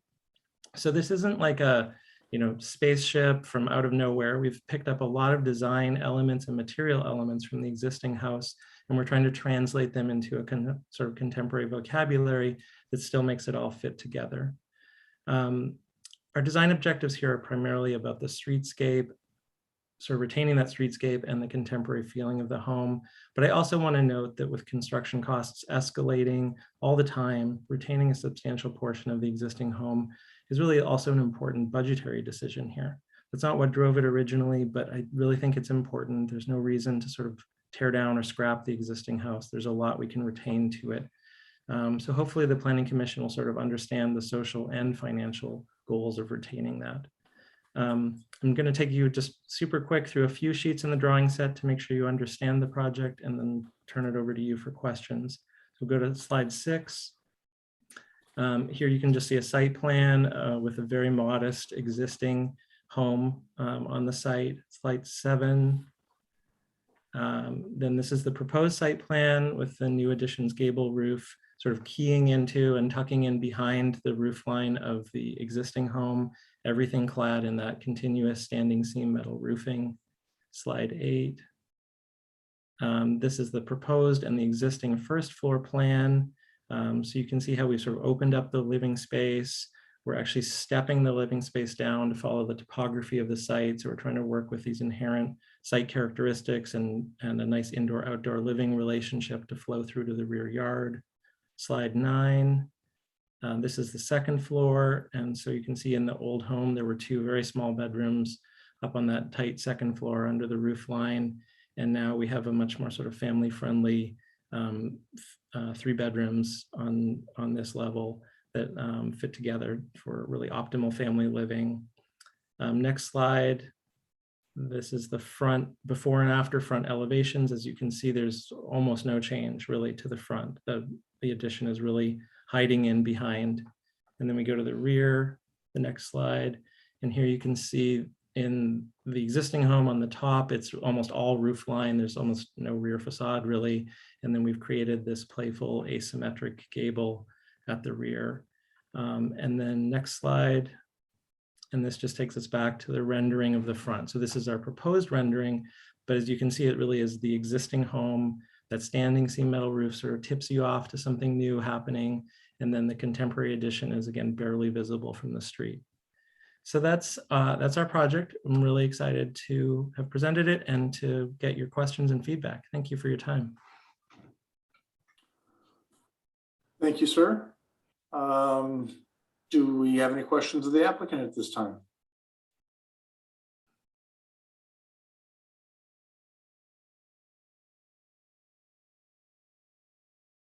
Commissioner Toronis. Yeah, thank you. I guess my question is probably for the homeowners. If you don't mind, I'd like to ask, is this sort of strong dichotomy in styles with the traditional and the contemporary? Is this something that you want? In other words, you want both the traditional and the contemporary, or is it you'd prefer the contemporary, but you want to save the expense of taking down the traditional in front, or you're trying to avoid that from a design review standpoint, or we love the hybrid approach. As Jeff mentioned, this is a common approach in Europe and in Australia and some older cities. Is sort of our first wave. We discovered these types of homes. Second, we love the character and the streetscape of the current existing home. We have a couple of rocking chairs where we can be often found, on the front porch, really engaged with our neighbors. We purchased a home because we fell in love with the home, and how it looked from the outside. And then, wanting a more contemporary home on the back to sort of can fit our contemporary lifestyle is something that we're definitely interested in. We felt that if we were to try to do an exact replica of a home that was built, many decades ago as a addition, that would look cheap, and it would be really hard to replicate the character of the existing structure.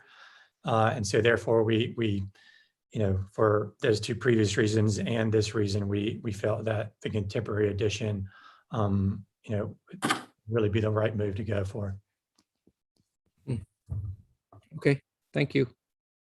Yeah, I'll just echo that. Yes, that was sort of the design brief from the beginning, from the very first interview, honestly, we had with these guys, which was, as a firm, something we were really excited about. And I think they were attracted to our work because we've done a lot of work in San Francisco as well, where we have retained existing, more historic fronts of houses and done more contemporary rear additions to them.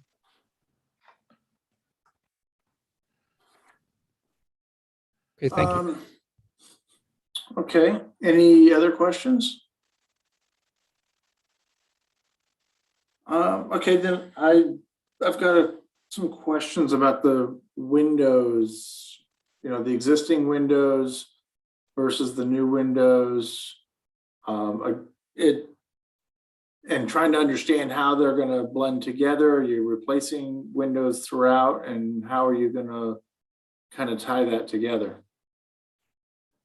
Sure. So our intent is to keep the more historic looking windows on the front facade. You know, we don't want to put sort of new eyeballs on the face. And then really throughout the rear addition and the rear, then we'll be using larger, more contemporary windows. So the windows on the front, I believe that today they're painted wood windows, or should be if they're historically appropriate. We would probably use a high quality aluminum clad window like a Marvin, you know, that has the right sort of OG profile and detailing, try to keep the front looking authentic. And then we make that transition when we basically sort of wrap around the sides and we get partway back, and then we transition to using aluminums or Fleetwood type windows and a large sliding door system across the rear. Okay. Yeah. So I can actually appreciate the contemporariness that you've added to the main house, actually, in adjusting materials and kind of coming on to the more modern farmhouse look. Is there a reason you didn't maybe continue with the modern farmhouse design towards the rear portion? It seems like, you know, you have a modern contemporary view on the front house, and then you've gone a very different contemporary on the back. I guess we don't really see the front house as being modern. You know, it's really has more of a, not exactly an authentic craftsman feel, but a little bit like a craftsman farmhouse kind of feel or something. But it, you know, we're not trying to change the look of the front of the house. We're keeping the porch, the columns, the window openings, the siding, right? So we see that as a pretty traditional design vocabulary, beautiful as it is, you know, doesn't really need to be changed. And we just didn't want to extend that design vocabulary around the rear. We wanted to differentiate the new and the old. But as I sort of tried to outline in my presentation, there's a lot of ways you could do that. You know, you could smash two things together and they just don't look like they have any relationship. But we wanted it to be a dialogue where one type of gable roof is dialoguing with a different one. Horizontal wood siding is dialoguing with a vertical one. It's not, you know, wood siding to stucco. It's not gabled roof to flat roof. It's not, you know, we don't want it to look like you took someone else's house and shoved it onto the back of this one. It's a kind of it's like a dialogue across time from, you know, an architect 100 years ago to that architect's great grandchild today or something. It's more of that, you know, there's a lot of nuance to that dialogue. Okay. Yeah. Thank you. Yeah. Okay. Unless we have any other questions, I'm then going to see if there's any members of the public that wish to speak on this item. Not seeing any hands, any emails, Director Gardner? There is one, so I will read this. It is not signed, so I'll just read it as it is. There is a severe drainage problem on that side of the street that isn't noticeable in these drought conditions. I lived at 732 and recommended a swimming pool in the back to alleviate the water pressure against the foundation during the winter storms, but the final solution used was pumping of concrete into the basement to create a stable foundation. Two-story homes do not exist on the other side of the street where there is better drainage. That is the email. Okay. Okay, then without any further, then I will close the public hearing. Commissioners, do we have comments?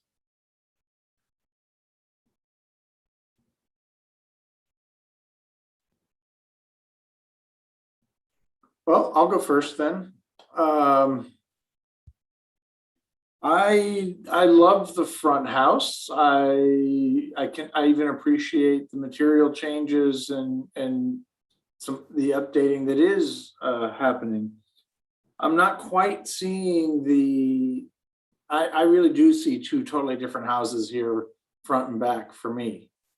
I'm not seeing how they're coming together.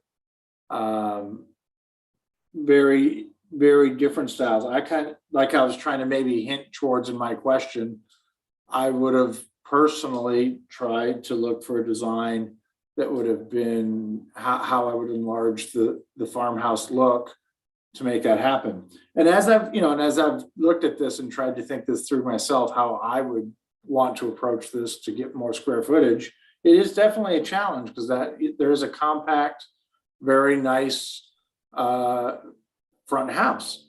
And you are adding the square footage in the back and you're trying to make it all work. But it just feels to me like two vastly different homes colliding.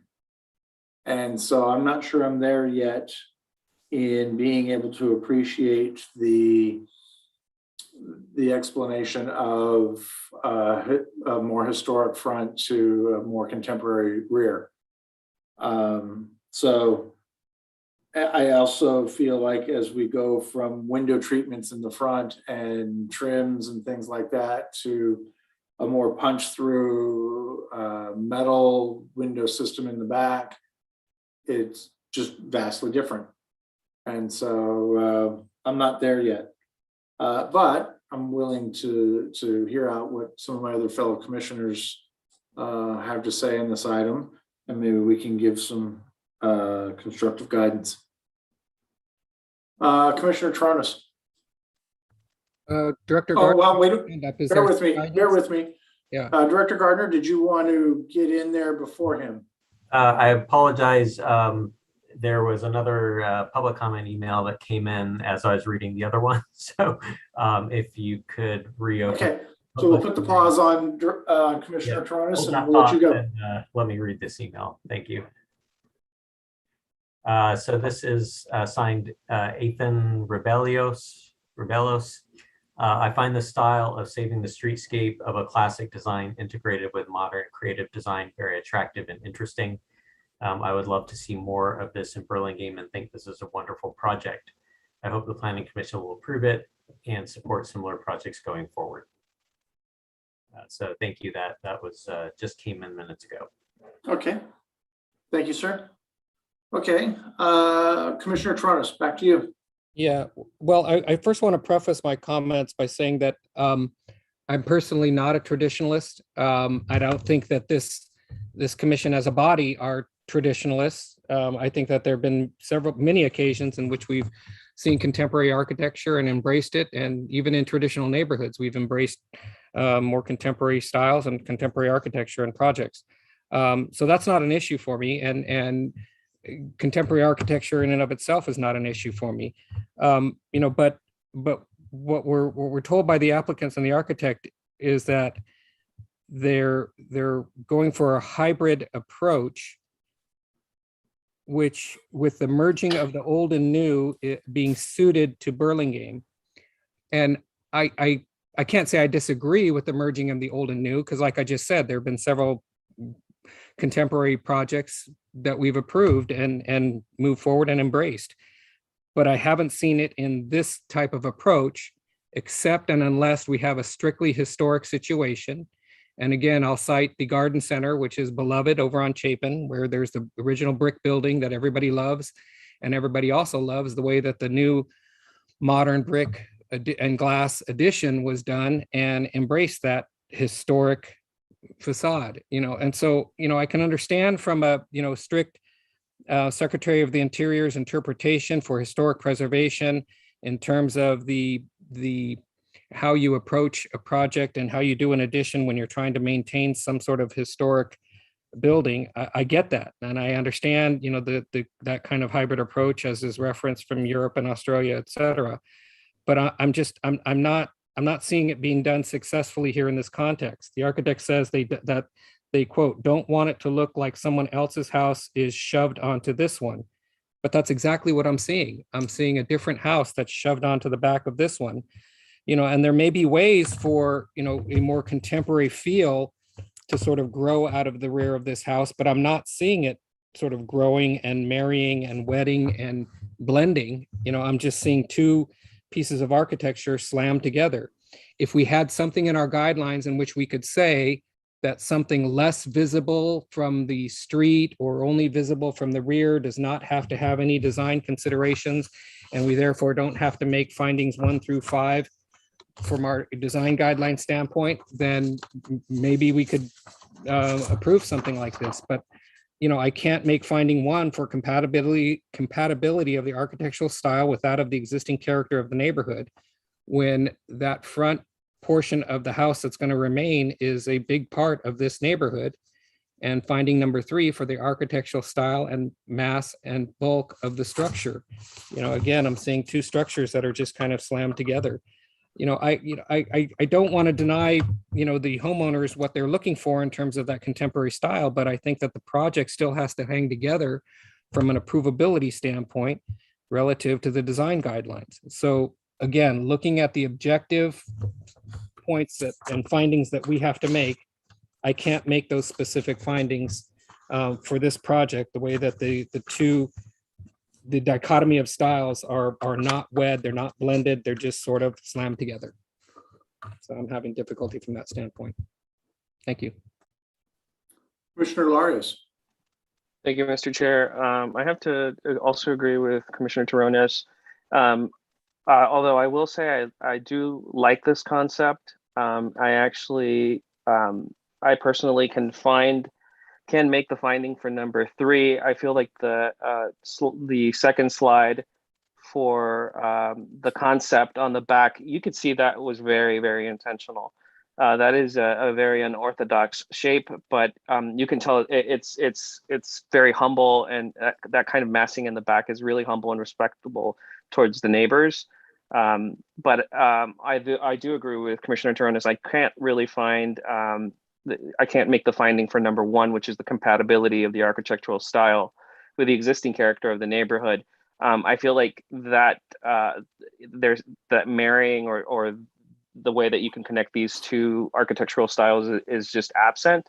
But nevertheless, I do love the concept. I do like the articulation in the back. I feel like it was really intentional. A lot of time and thought was put into it. I don't feel like it was just two things coming together, but eventually that's what ended up happening here. As far as I can see, there just needs to be something that can blend or marry the two better.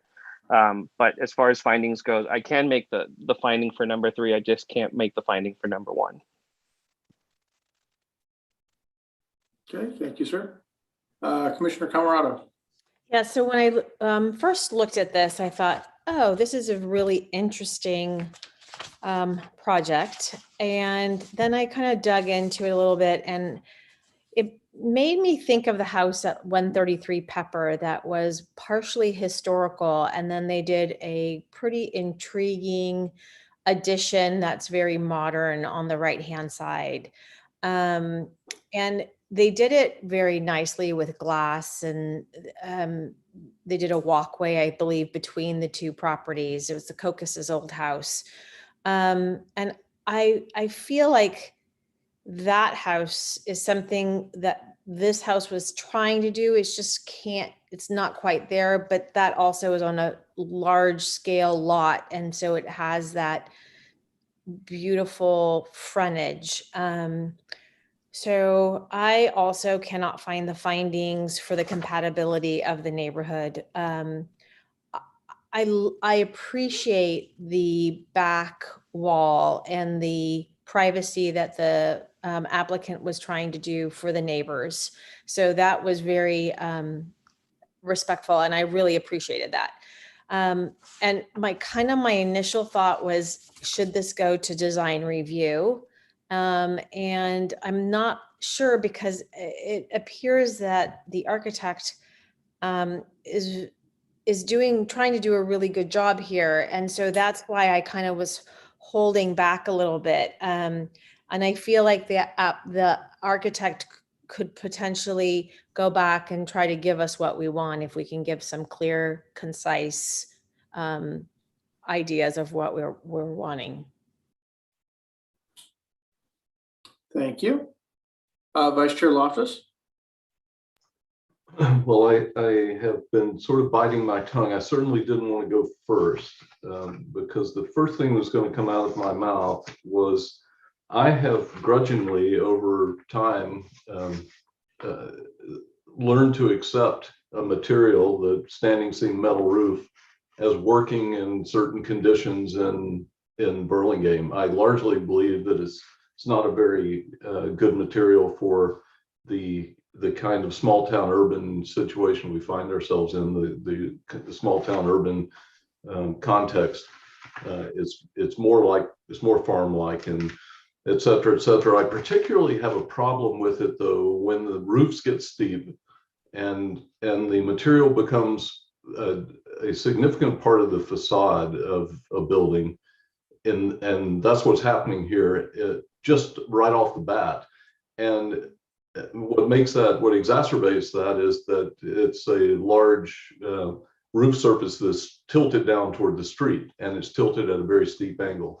So right off the bat, you lose me there, because I don't think that I would have problems finding that material was consistent and compatible with the neighborhood by and large.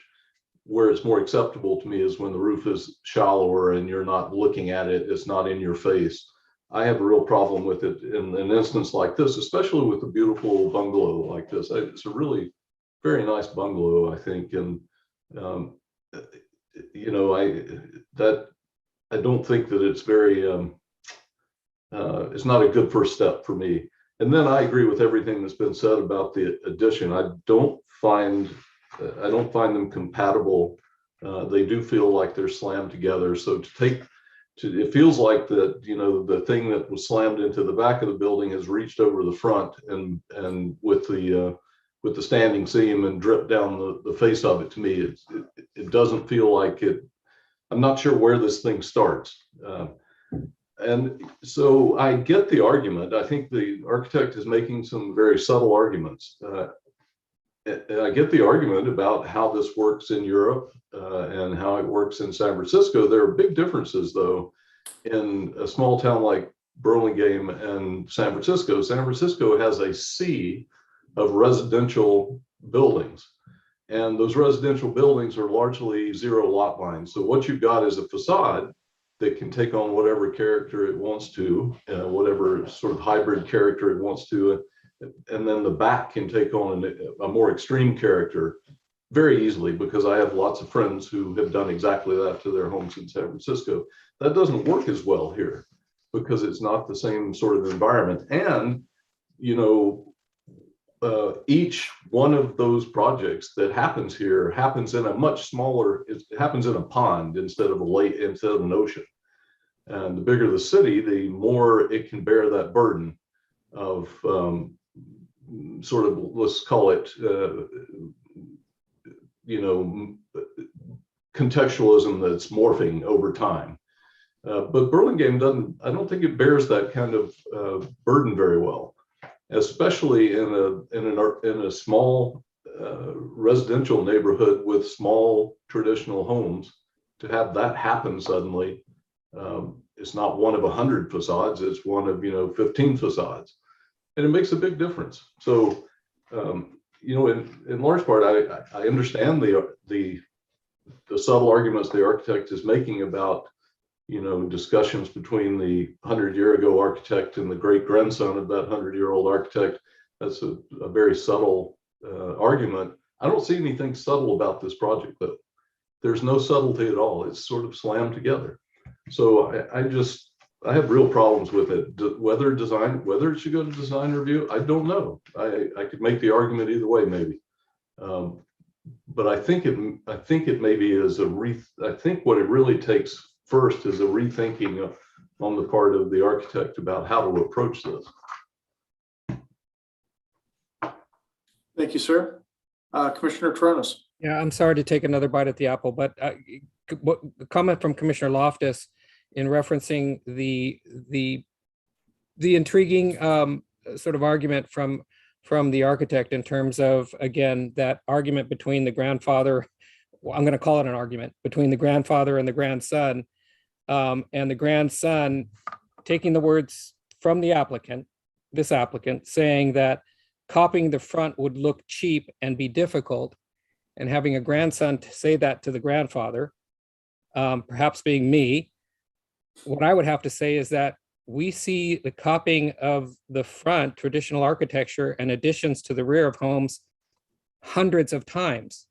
Over the course of the 16 years that I've been on this commission, I've seen it happen dozens and dozens, and if not hundreds of times for projects where a copying of the front is done gracefully and beautifully, etc.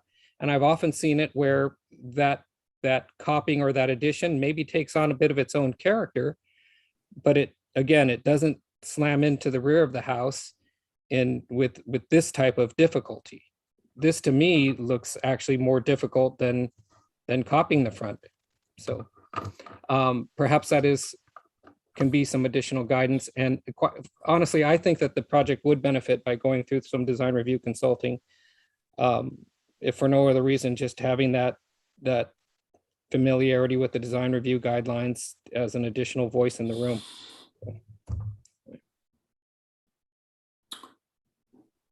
So I also, though, agree that I feel like this architect, is definitely making the effort, and it's not for a lack of skill. Yep. Yeah, Chair, I absolutely agree with that. I'm sorry to interrupt, but I think we have a very skilled architect. We don't have a situation where it's somebody who, an architect or a designer who's not familiar with the design guidelines and is not familiar with good architecture. I do not feel that at all. I think that we definitely have some skill here. Sorry.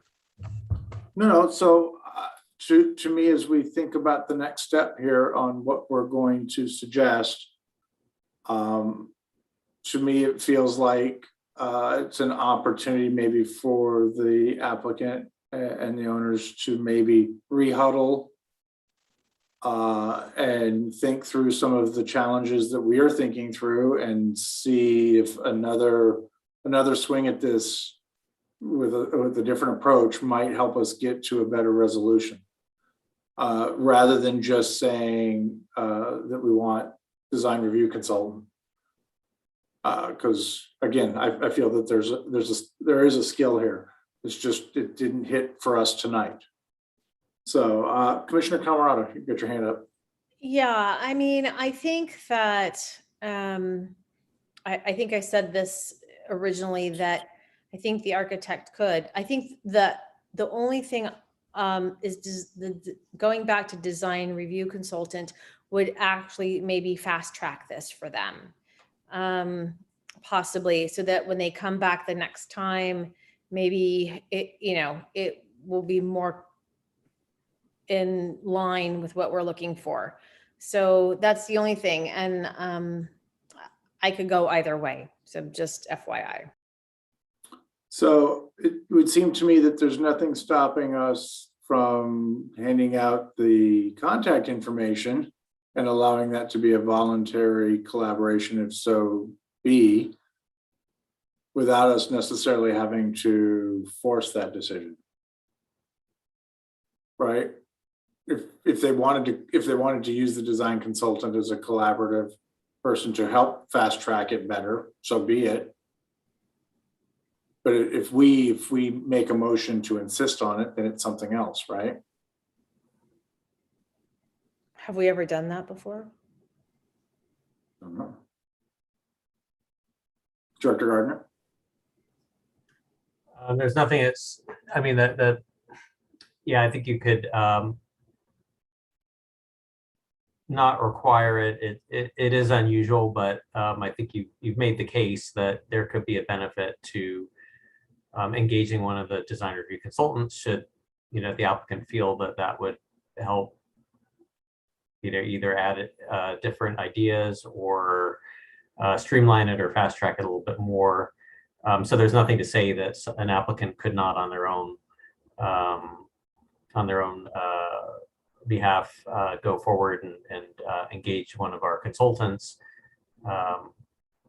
but I think also others have made a point that that perhaps it's just more of a huddle and a regroup with the existing architect. So nothing to say they can't still go with a consultant even if the commission does not require it. Okay. So then do we have a motion to move forward at this point?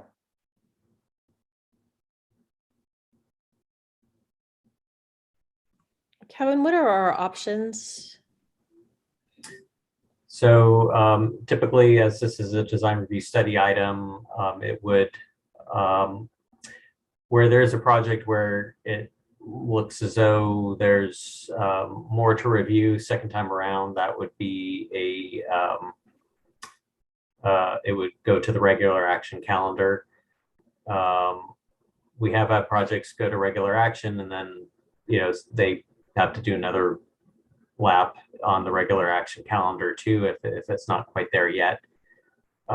We do sometimes have projects come back on the design review study agenda on their own accord if they've made substantial changes and they want to kind of check in again before really kind of firming things up for the action calendar. So really the two kind of standard options are regular action calendar or referral to design review consultant. So I'd like to make a motion to bring this back on the regular action calendar. I'll second that. I'll second that motion.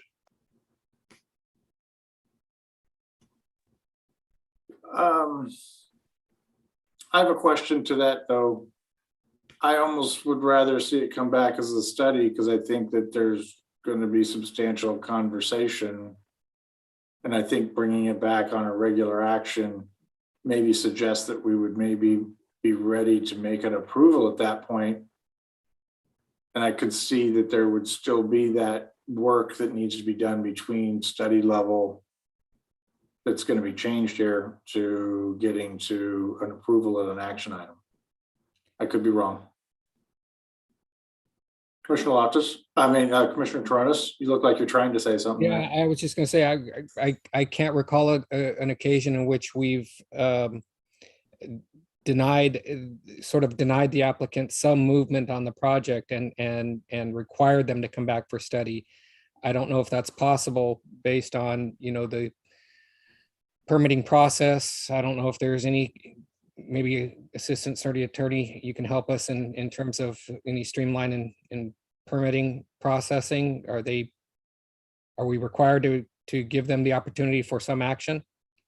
I mean, we're required to move the project forward in a reasonable time frame. You could certainly bring it back on regular action. Again, as Director Gardner noted, you don't have to take the action. You could continue it at regular action if there isn't substantial changes made at that time.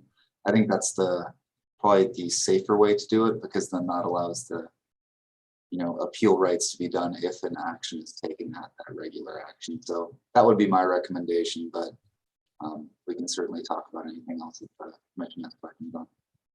Fair enough, and I will agree with that.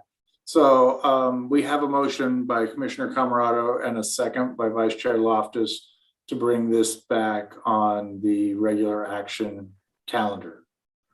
I would note that I think that we've all feel like that there's some substantial work to be done to be able to get through to the next step of this, but I think we can move it forward.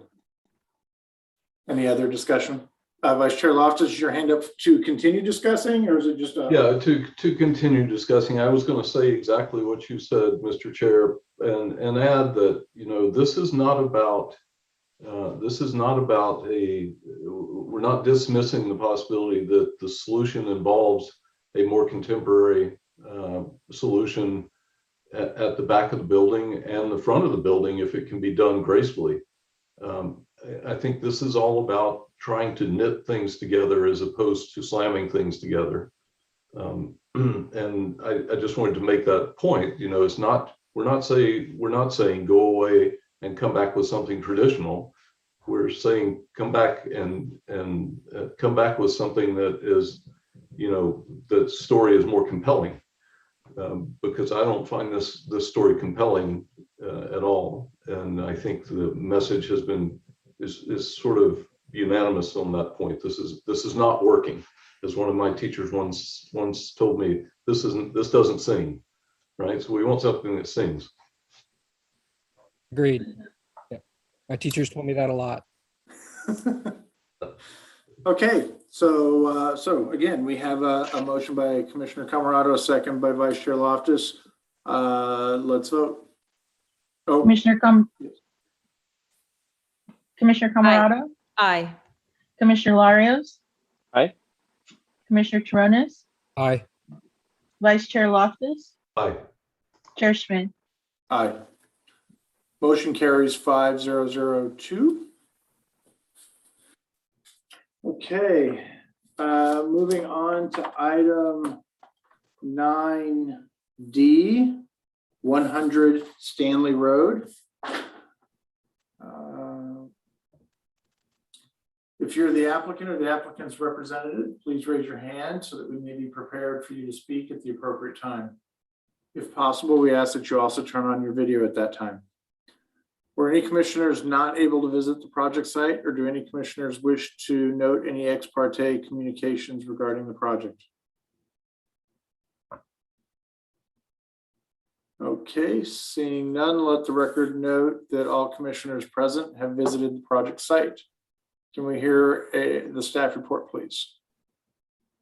Yes, the subject property is located on the northeast corner of Stanley Road and Bayswater Avenue and contains an existing one-story single-family dwelling with a detached garage. The applicant is proposing a second-story addition to the existing home. The property is currently non-conforming in lot coverage at 47.1%, where 40% is the maximum allowed. However, there are no changes proposed to the existing footprint, and therefore the lot coverage will remain the same. There would be no increase in the nonconformity with the project.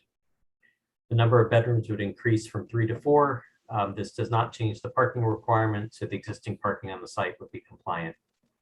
So in summary, the applicant is requesting design review for a second-story addition to an existing single-family dwelling.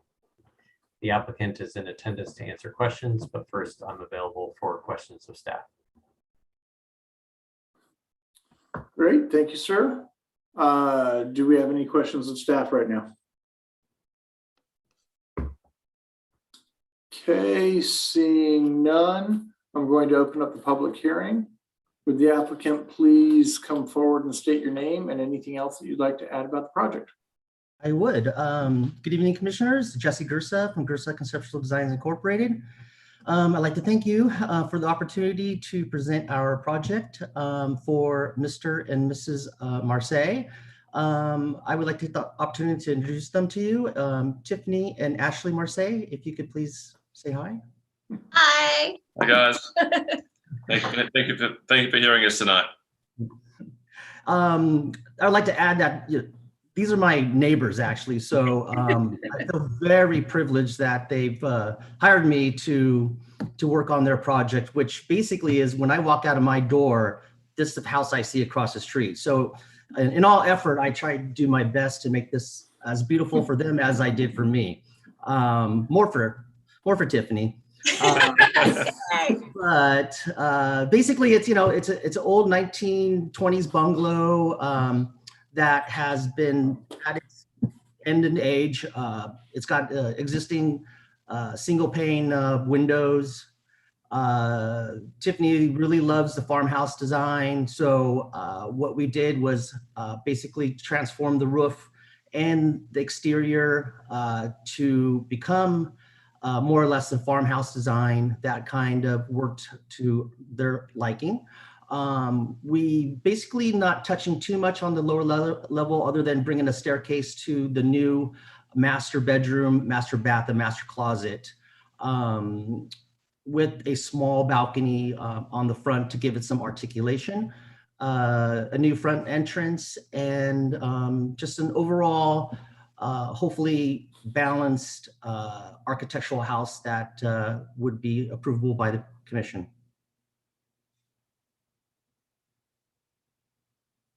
Great. Thank you, sir. Do you have any questions for the applicant at this time? Is that us? Or the applicant? No. The commissioners. What just happened? She is the commissioner, don't worry. No, I was getting feedback, I think, on my side. Sorry. Okay. Commissioners, do we have any questions for the applicant? Commissioner Tronis. Yeah, just Jesse, just a question on the plate heights. Overall, I think it's a very nice design. It's a substantial change all around on every facade. And I get that change in character, no issues with that. But correct me if I'm wrong, but on the first floor, you've got a plate height of 8'3", correct? That would be correct, yes. Okay, and then up on the second floor, you've got a plate height of 8'3" on the lateral gable that's along the front, but then 8'9" for that gable that's facing towards the front to the left of the entry, correct? Correct, yes. And why is that? Why is that center portion peaking up that much higher? Just to give that gable end more of a little bit of articulation of it to be standing out just a tad bit more from the rest of the roof. Okay. Just to give that eave a little separation rather than just kind of run around and kind of just wrap around itself. Okay. So, yeah, that's what I assumed, and I think it's a nice touch. The problem that I'm seeing is that it for me, it makes it a little top heavy, because then what I see is the doors, the French doors that are in that gable with the nice little eyebrow roof. In order to fill that gable, then correct me if I'm wrong, but it looks like you end up getting 8-foot tall French doors on that, because I'm looking at that, 5'2", 5'3" tall woman at that guardrail, and then standing next to 8-foot tall doors. Is that right? That's correct. Yeah. Because they fill that gable nicely, but in order to fill that gable nicely, they got to get up to 8 feet. Right. Correct. So it's feeling a little top heavy for me. It's not a huge deal breaker, and I'd be glad to hear from other commissioners, but for me, it just, that top feels like it's just stretched a little bit tall. That's all. Okay. So are you saying that you would like that plate to come down to 8 and then the doors not being at 8 feet, but at 7 feet perhaps? Yeah, I honestly, I think that scale would work better that way. Again, I agree with you. I like what you're doing in terms of breaking that eve line to where it's not just the gable runs into the other gable and all those gutters align. Yeah, the roofer likes it, but but it makes the architecture, it just takes away that little bit of spark that you've got with the two different plate heights. I like what you're doing. If those plate heights could just come down in height overall and maybe make those doors 7 feet, I think it would just give better scale to that top portion. Just my opinion, just one voice. Just other commissioners see what they have to say. Thank you. Other questions? So I have a couple. Jesse, can you tell me a little bit about the entry doors, the materials? It looks like a largely all glass. Yep. They're to mimic a kind of double door entry doors for the front. That was the main idea in that.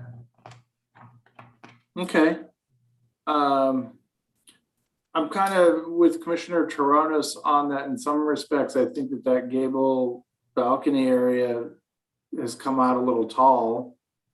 Granted, she's a little short, but yeah, she's 5'6", so no, she doesn't look it. She doesn't look a hair over 5. But yeah, that's the same. But it does seem to accentuate, the large door there and a much higher brow. And I almost wonder if you flipped the other way and came down a foot below the gutter line there, that you might not actually tighten that composition up. Because what it does do is it makes it look, it does give it a lot of tall scale to it that maybe might look different. Okay, yeah, we can look at that. That shouldn't be. Again, I'm with Richard. It's not a deal breaker, but it now that we've kind of looked at it a little bit, it does make sense. Yeah, I mean, the one idea that, what we're trying to achieve with that is that naturally, Ashley and Tiffany are fairly tall people. So, we're planning on making that master bedroom rooms all volume and size. So, once you have, a 7-foot high door in a volume space, then it tends to feel a little bit smaller in height. Just on the overall look on the interior. So, the idea behind there with having the 8-foot would give it more of a larger grandiose and more spatial feel to it, since those are only like 2 French doors. So I was trying to gather as much light with that design on the overall. I mean, I don't mind bringing the plate from 8-9 to 8 and have the gutters run along. But I mean, I think, Ashley and Tiffany would probably agree also that maybe kind of trying to keep those 8-foot doors there would be a little bit more special for them. Okay. Fair enough. Okay. Well, that was it for me. Commissioner Camarado, your hand is up. Yeah. So, Jesse, I like the design the way it is. I think maybe try to play with it a little bit, see what works if it changes it dramatically, but I like the 8-foot tall doors. So I think I really like this project and I have no other comments. Thank you, Commissioner. Okay, good. So if we don't have any more comments or questions of the applicant, Vice Chair Loftus, did I miss you? No, I realized that you guys were doing comments and I was waiting. I thought we were doing questions and No, we're just doing questions. So I want to approach the doors from a different point of view, which I hadn't really noticed that they felt top heavy, and I understand Commissioner Tronis's point, but I think it's something else actually, maybe. And that is that both sets of doors, the front doors and the balcony doors, are mimicking the windows exactly, which is a very unusual thing. They're 4 square French doors with a horizontal muntin at, call it 4.6 or something like that. And that's the sole horizontal in that entire panel, which is very, very odd. And it seems to me that they ought to distinguish themselves from the windows. And that makes it look funny, the fact that they don't. And I knew something looked funny, but I wasn't sure what it was. And so that you might consider that. Having the doors be identical to the windows, which I presume are casements, but they could be either one. They could be casements or double hungs. I don't know what your plan is, but Plan to say casements, but you lost me there, Commissioner Loftus, just in regard. Can I add something? Oh, yes. I haven't really talked about Jesse with this because it was just like drawings and stuff, but the way that our house is, when we first bought Stanley, which that's what we call our house, the house was French, it was all glass. And when we replaced the door, we put, just to have privacy into our house, we had the bottom third was still privacy and just windows at the top. So that was one thing I didn't know if when we went forward, and we hadn't really talked about definite details of exact window designs. And I didn't know how, if it was exactly this or if we had choice of how we tweaked window designs. If we chose to have a little bit more privacy, that maybe the bottom of the front doors, like maybe the bottom third again of the front doors, was solid and windows on the top. Like frosted. Sure. So on behalf of the commission, I'm going to speak up a little here in that. Okay. I don't know how all this works, so. No. And this is that time. It's good that you're having the study, the study session, and we're getting through some of this. But what we don't want to have is a surprise in 6 months and go, wow, that's a little different. No, of course not. Of course not. She didn't explain herself very well when we were talking. So, Of course so between now and the next time that the design comes before the commission, it would be really great for you and Jesse to really have Yes, those of course. deeper conversations about materials and window types and things like that, because we're trying to kind of give you the best advice that we can on things that we think are successful in the projects that we see and provide that guidance. And we have some expectation that between you and your architect and you guys then eventually hire your contractor, that you're going to sort of do what we all talked about. So, yes. Now's the time for that conversation. Yeah, I mean, Yes, no, of course. And of course, we haven't hired a contractor and we're kind of new to all this. So I'm just throwing it out there. We might be new to the program, but Jesse's been around the block several times and will lead us down the right path. Yeah, no, I mean, if you want to change the front doors, that's not a problem. So, Yeah. Well, no, when I went through mine and I was an architect and I did mine, it's like, oh, I wasn't sure where everything went and all of the things that I wanted, and thought, oh, we're just going through design review. But the idea is to flush that out so that you know you have a project that's going to work, that you can afford and are going to love, and that we're all going to love. Yeah, totally. So, okay, perfect. Vice Chair Loftus, your hand's still up? Well, yeah, I sort of got, the railroad took off, the train took off without me there. So one thing I'd point out is that we're really picking nits. There's very little that we're talking about. We're talking about the doors and how high they are and what the divisions in the door frames are. This is a very nice project. Just want you guys to know that. And I do want to add on to something that Commissioner Smith said and gently correct him. He said, we sort of want you to build what we approve. We decidedly want you to build whatever gets approved, build that. Don't build anything else. We get too much of that. and I don't do that with my projects. Yeah, I know, Jesse. Thank you.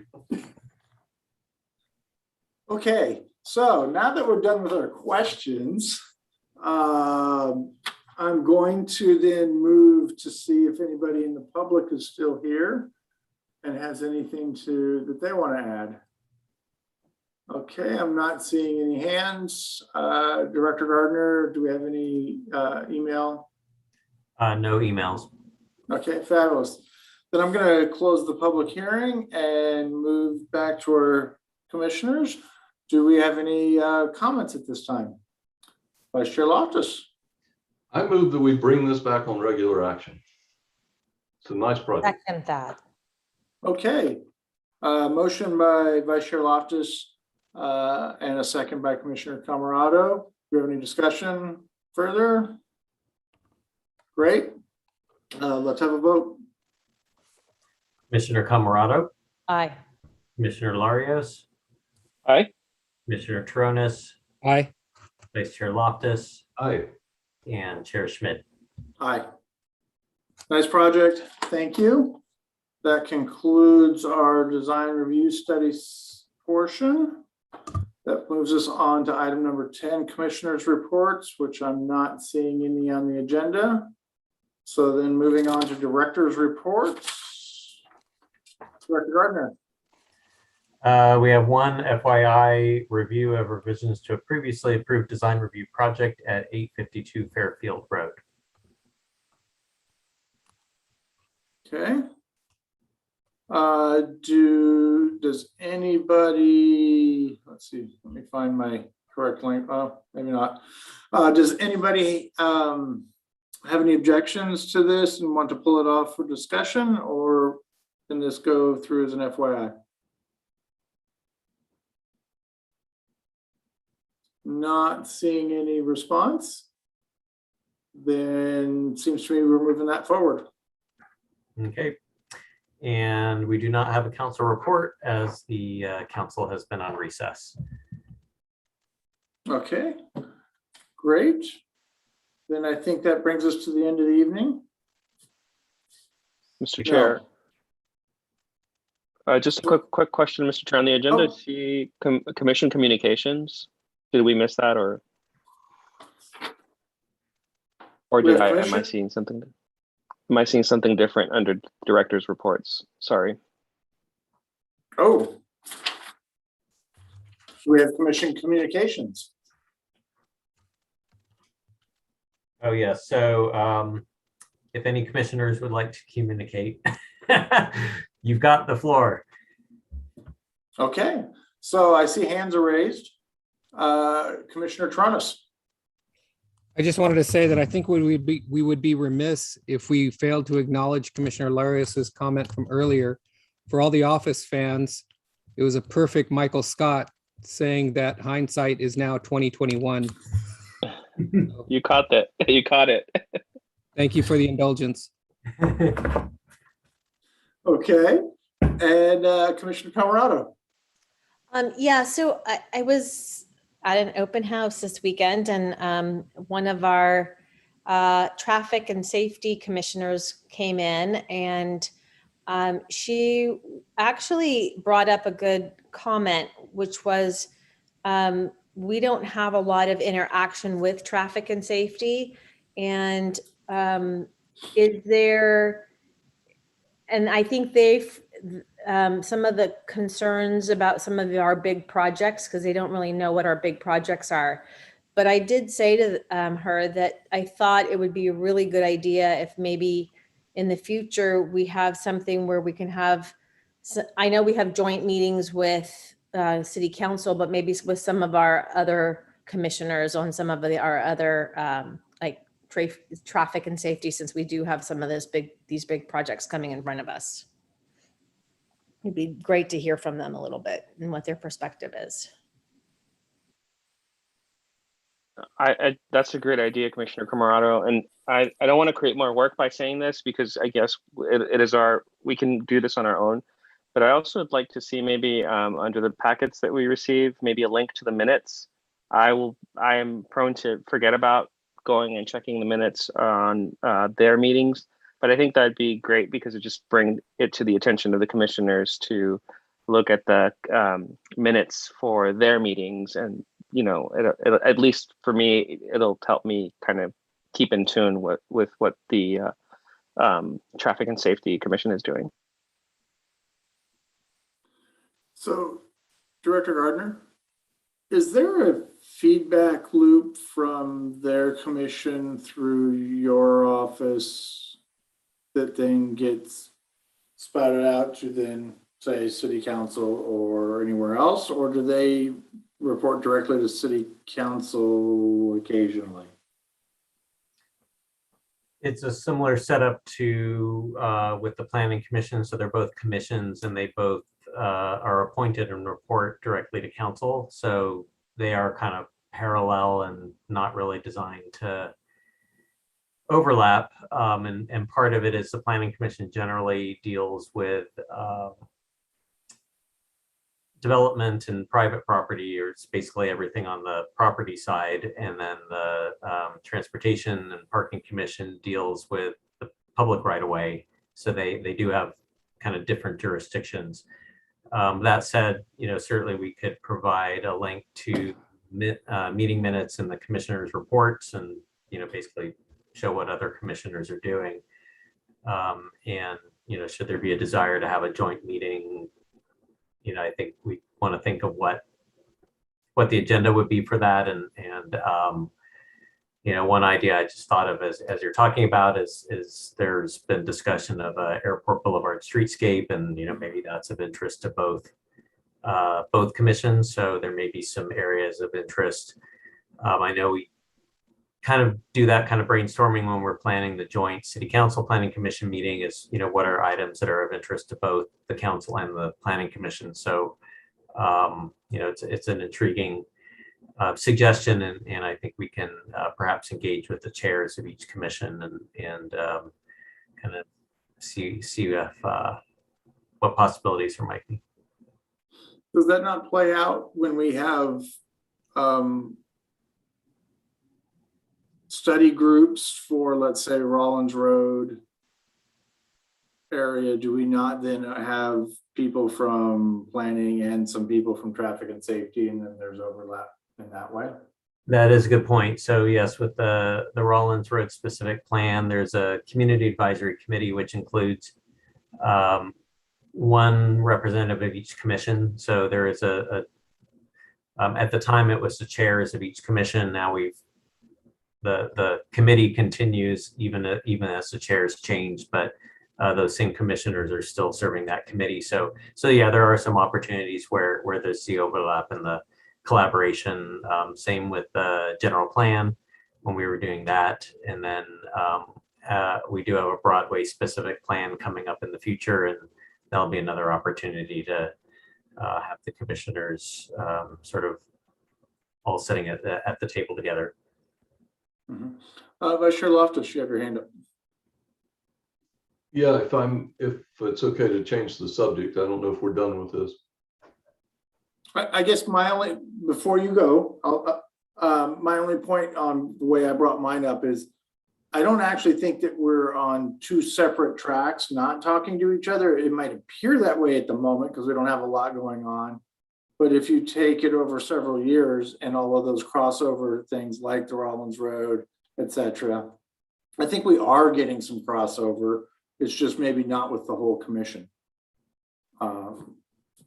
So anyway, okay. Vice Chair Loftus. To my question, I wanted to resurface my question in passing about the videos. Having missed the last meeting and several of those projects that we saw today were on the video, I recall at some point in the past, one could click on the agenda, and it would bring up the item at the right place in the video. And that's not happening for me now. Am I doing something wrong, or did that change? Because it's maddening to try to scroll through the videos and find the right place to look at something. And if it worked at one time, it'd be great if we could get it to work again. Or is it not working, or what happened? Is it me? I see planning manager Huron has popped up. Yeah. So that changed when we started meeting on Zoom, because pre-COVID, we would run the meetings through a software program called Legistar, and it allowed us to put in breaks while the meeting was being recorded. Now the meeting is not being recorded on Legistar, it's being recorded on Zoom and YouTube, and then the YouTube video gets uploaded without any breaks. We can look into it and see if we can put in those breaks and separate them out for you. But that's what happened, is when we started doing the commission meetings on Zoom, we lost that ability. Well, that would be great. That was really a wonderful functionality, to be able to skip to a certain point. If we couldn't do that, it'd be nice if somebody wrote down the time, the time sync, so that we knew where to go find it. Yeah. And I find it more useful just to go into YouTube, and what you can do is you can kind of scroll through at the bottom, and you can see when those dark slides come up that have the addresses, or you can kind of see what elevations are so you can kind of gauge it. You can hone down on it that way a little bit more. But we'll look into it. We'll see if we can put in those breaks. Maybe if we look into the timestamps, we can put in those breaks and see if we can clean it up for you. Well, I should have gone to YouTube. I should have called you. Okay, well, that's great. I just wanted to make sure I hadn't dreamed that or something. Yeah, no, it's not just you. It's frustrating, but now we are. With that said, the plan is to reconvene Planning Commission council meetings in council chambers starting in October, unless something changes. But we may be able to get that ability back once we start recording in council chambers. Thank you. Yep. Commissioner Camarado. Sorry, guys, one more thing, and then I'll drop it. I know I sent Kevin an email kind of the last couple of weeks, but one of my questions to Kevin was about some of these big trees on our lots. And I talked to Commissioner Toronis about it, as well as, but I think one of the things, and Commissioner Loftus, but I think one of the things that I wanted to get some clarity from Bob Disco and maybe Margaret, just more about how these trees are being impacted with the drought. and what are some of the things that we need to be looking out for on private property. And I don't know where this is going to go, but I just wanted to bring that up because I am concerned about some of these large trees and some of the safety issues around it. And I would say even more so on El Camino. It's a mess. I love the trees, but El Camino does have it's worth checking out if you haven't been following it. I'm now blanking on what the actual name of the project is, but it's basically a restoration or a rehabilitation project for El Camino, and they are going to address a lot of the trees that need to be. Some of them will be taken down and replaced, and so I think El Camino does have a bright future ahead. That they just. Is that the Grand Boulevard? Sorry? Is that the Grand Boulevard? Is that what they're calling it, Kevin? No, this is a different one called. I'm going to see if I can. Doesn't matter. Doesn't matter. Sorry. Yeah, it's a Caltrans project, and it's basically looking at the entire stretch of El Camino Real through Burlingame. And what's really driving it is accessibility, and that we all know the sidewalks are terrible. So it's to create accessible sidewalks, but also to deal with a lot of the tree health issues that. There's an environmental impact report. The comment period, I think, has just closed, or it is closing. The city did provide a response letter related to the EIR, and I think it's the kind of project El Camino has needed for a long time, and it's it's good to see that this would come together. Related to the tree issues that Commissioner Camarada brought up, we did share it with the city arborist, and there may need to be some looking at the tree ordinance, because it's really that's his job, and all basically the ordinance provides the guidance, and perhaps it whether or not it responds to drought conditions. I don't know if the ordinance was really kind of thought through in terms of how it works with drought. But that would be the route, is we are still kind of obliged to follow the ordinance unless something changes. And it could be, we know this big climate report came out and talked all about not great things in the future and more droughts. So, perhaps this is something we need to look at, and we can, continue to relay this feedback to the Parks Department. But I also think that comes back to some of these enormous trees that are covering 3 and 4 lots and people's garages, and there's nothing you can do about it. And so it's going to get worse with the drought. And that, to me, it's more dangerous that these trees are going to fall.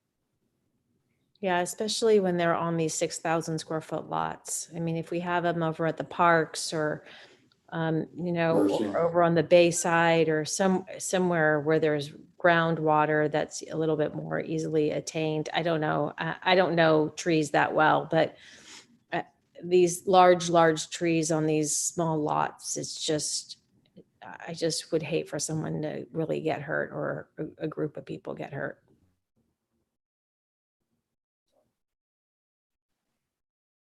Okay. Well, I don't see any more hands. So then we'll adjourn this meeting at 10:03. And thank you all for a lively discussion. Good night, everybody. Good night, everybody. See you in a few weeks. Good night, everyone. Good night.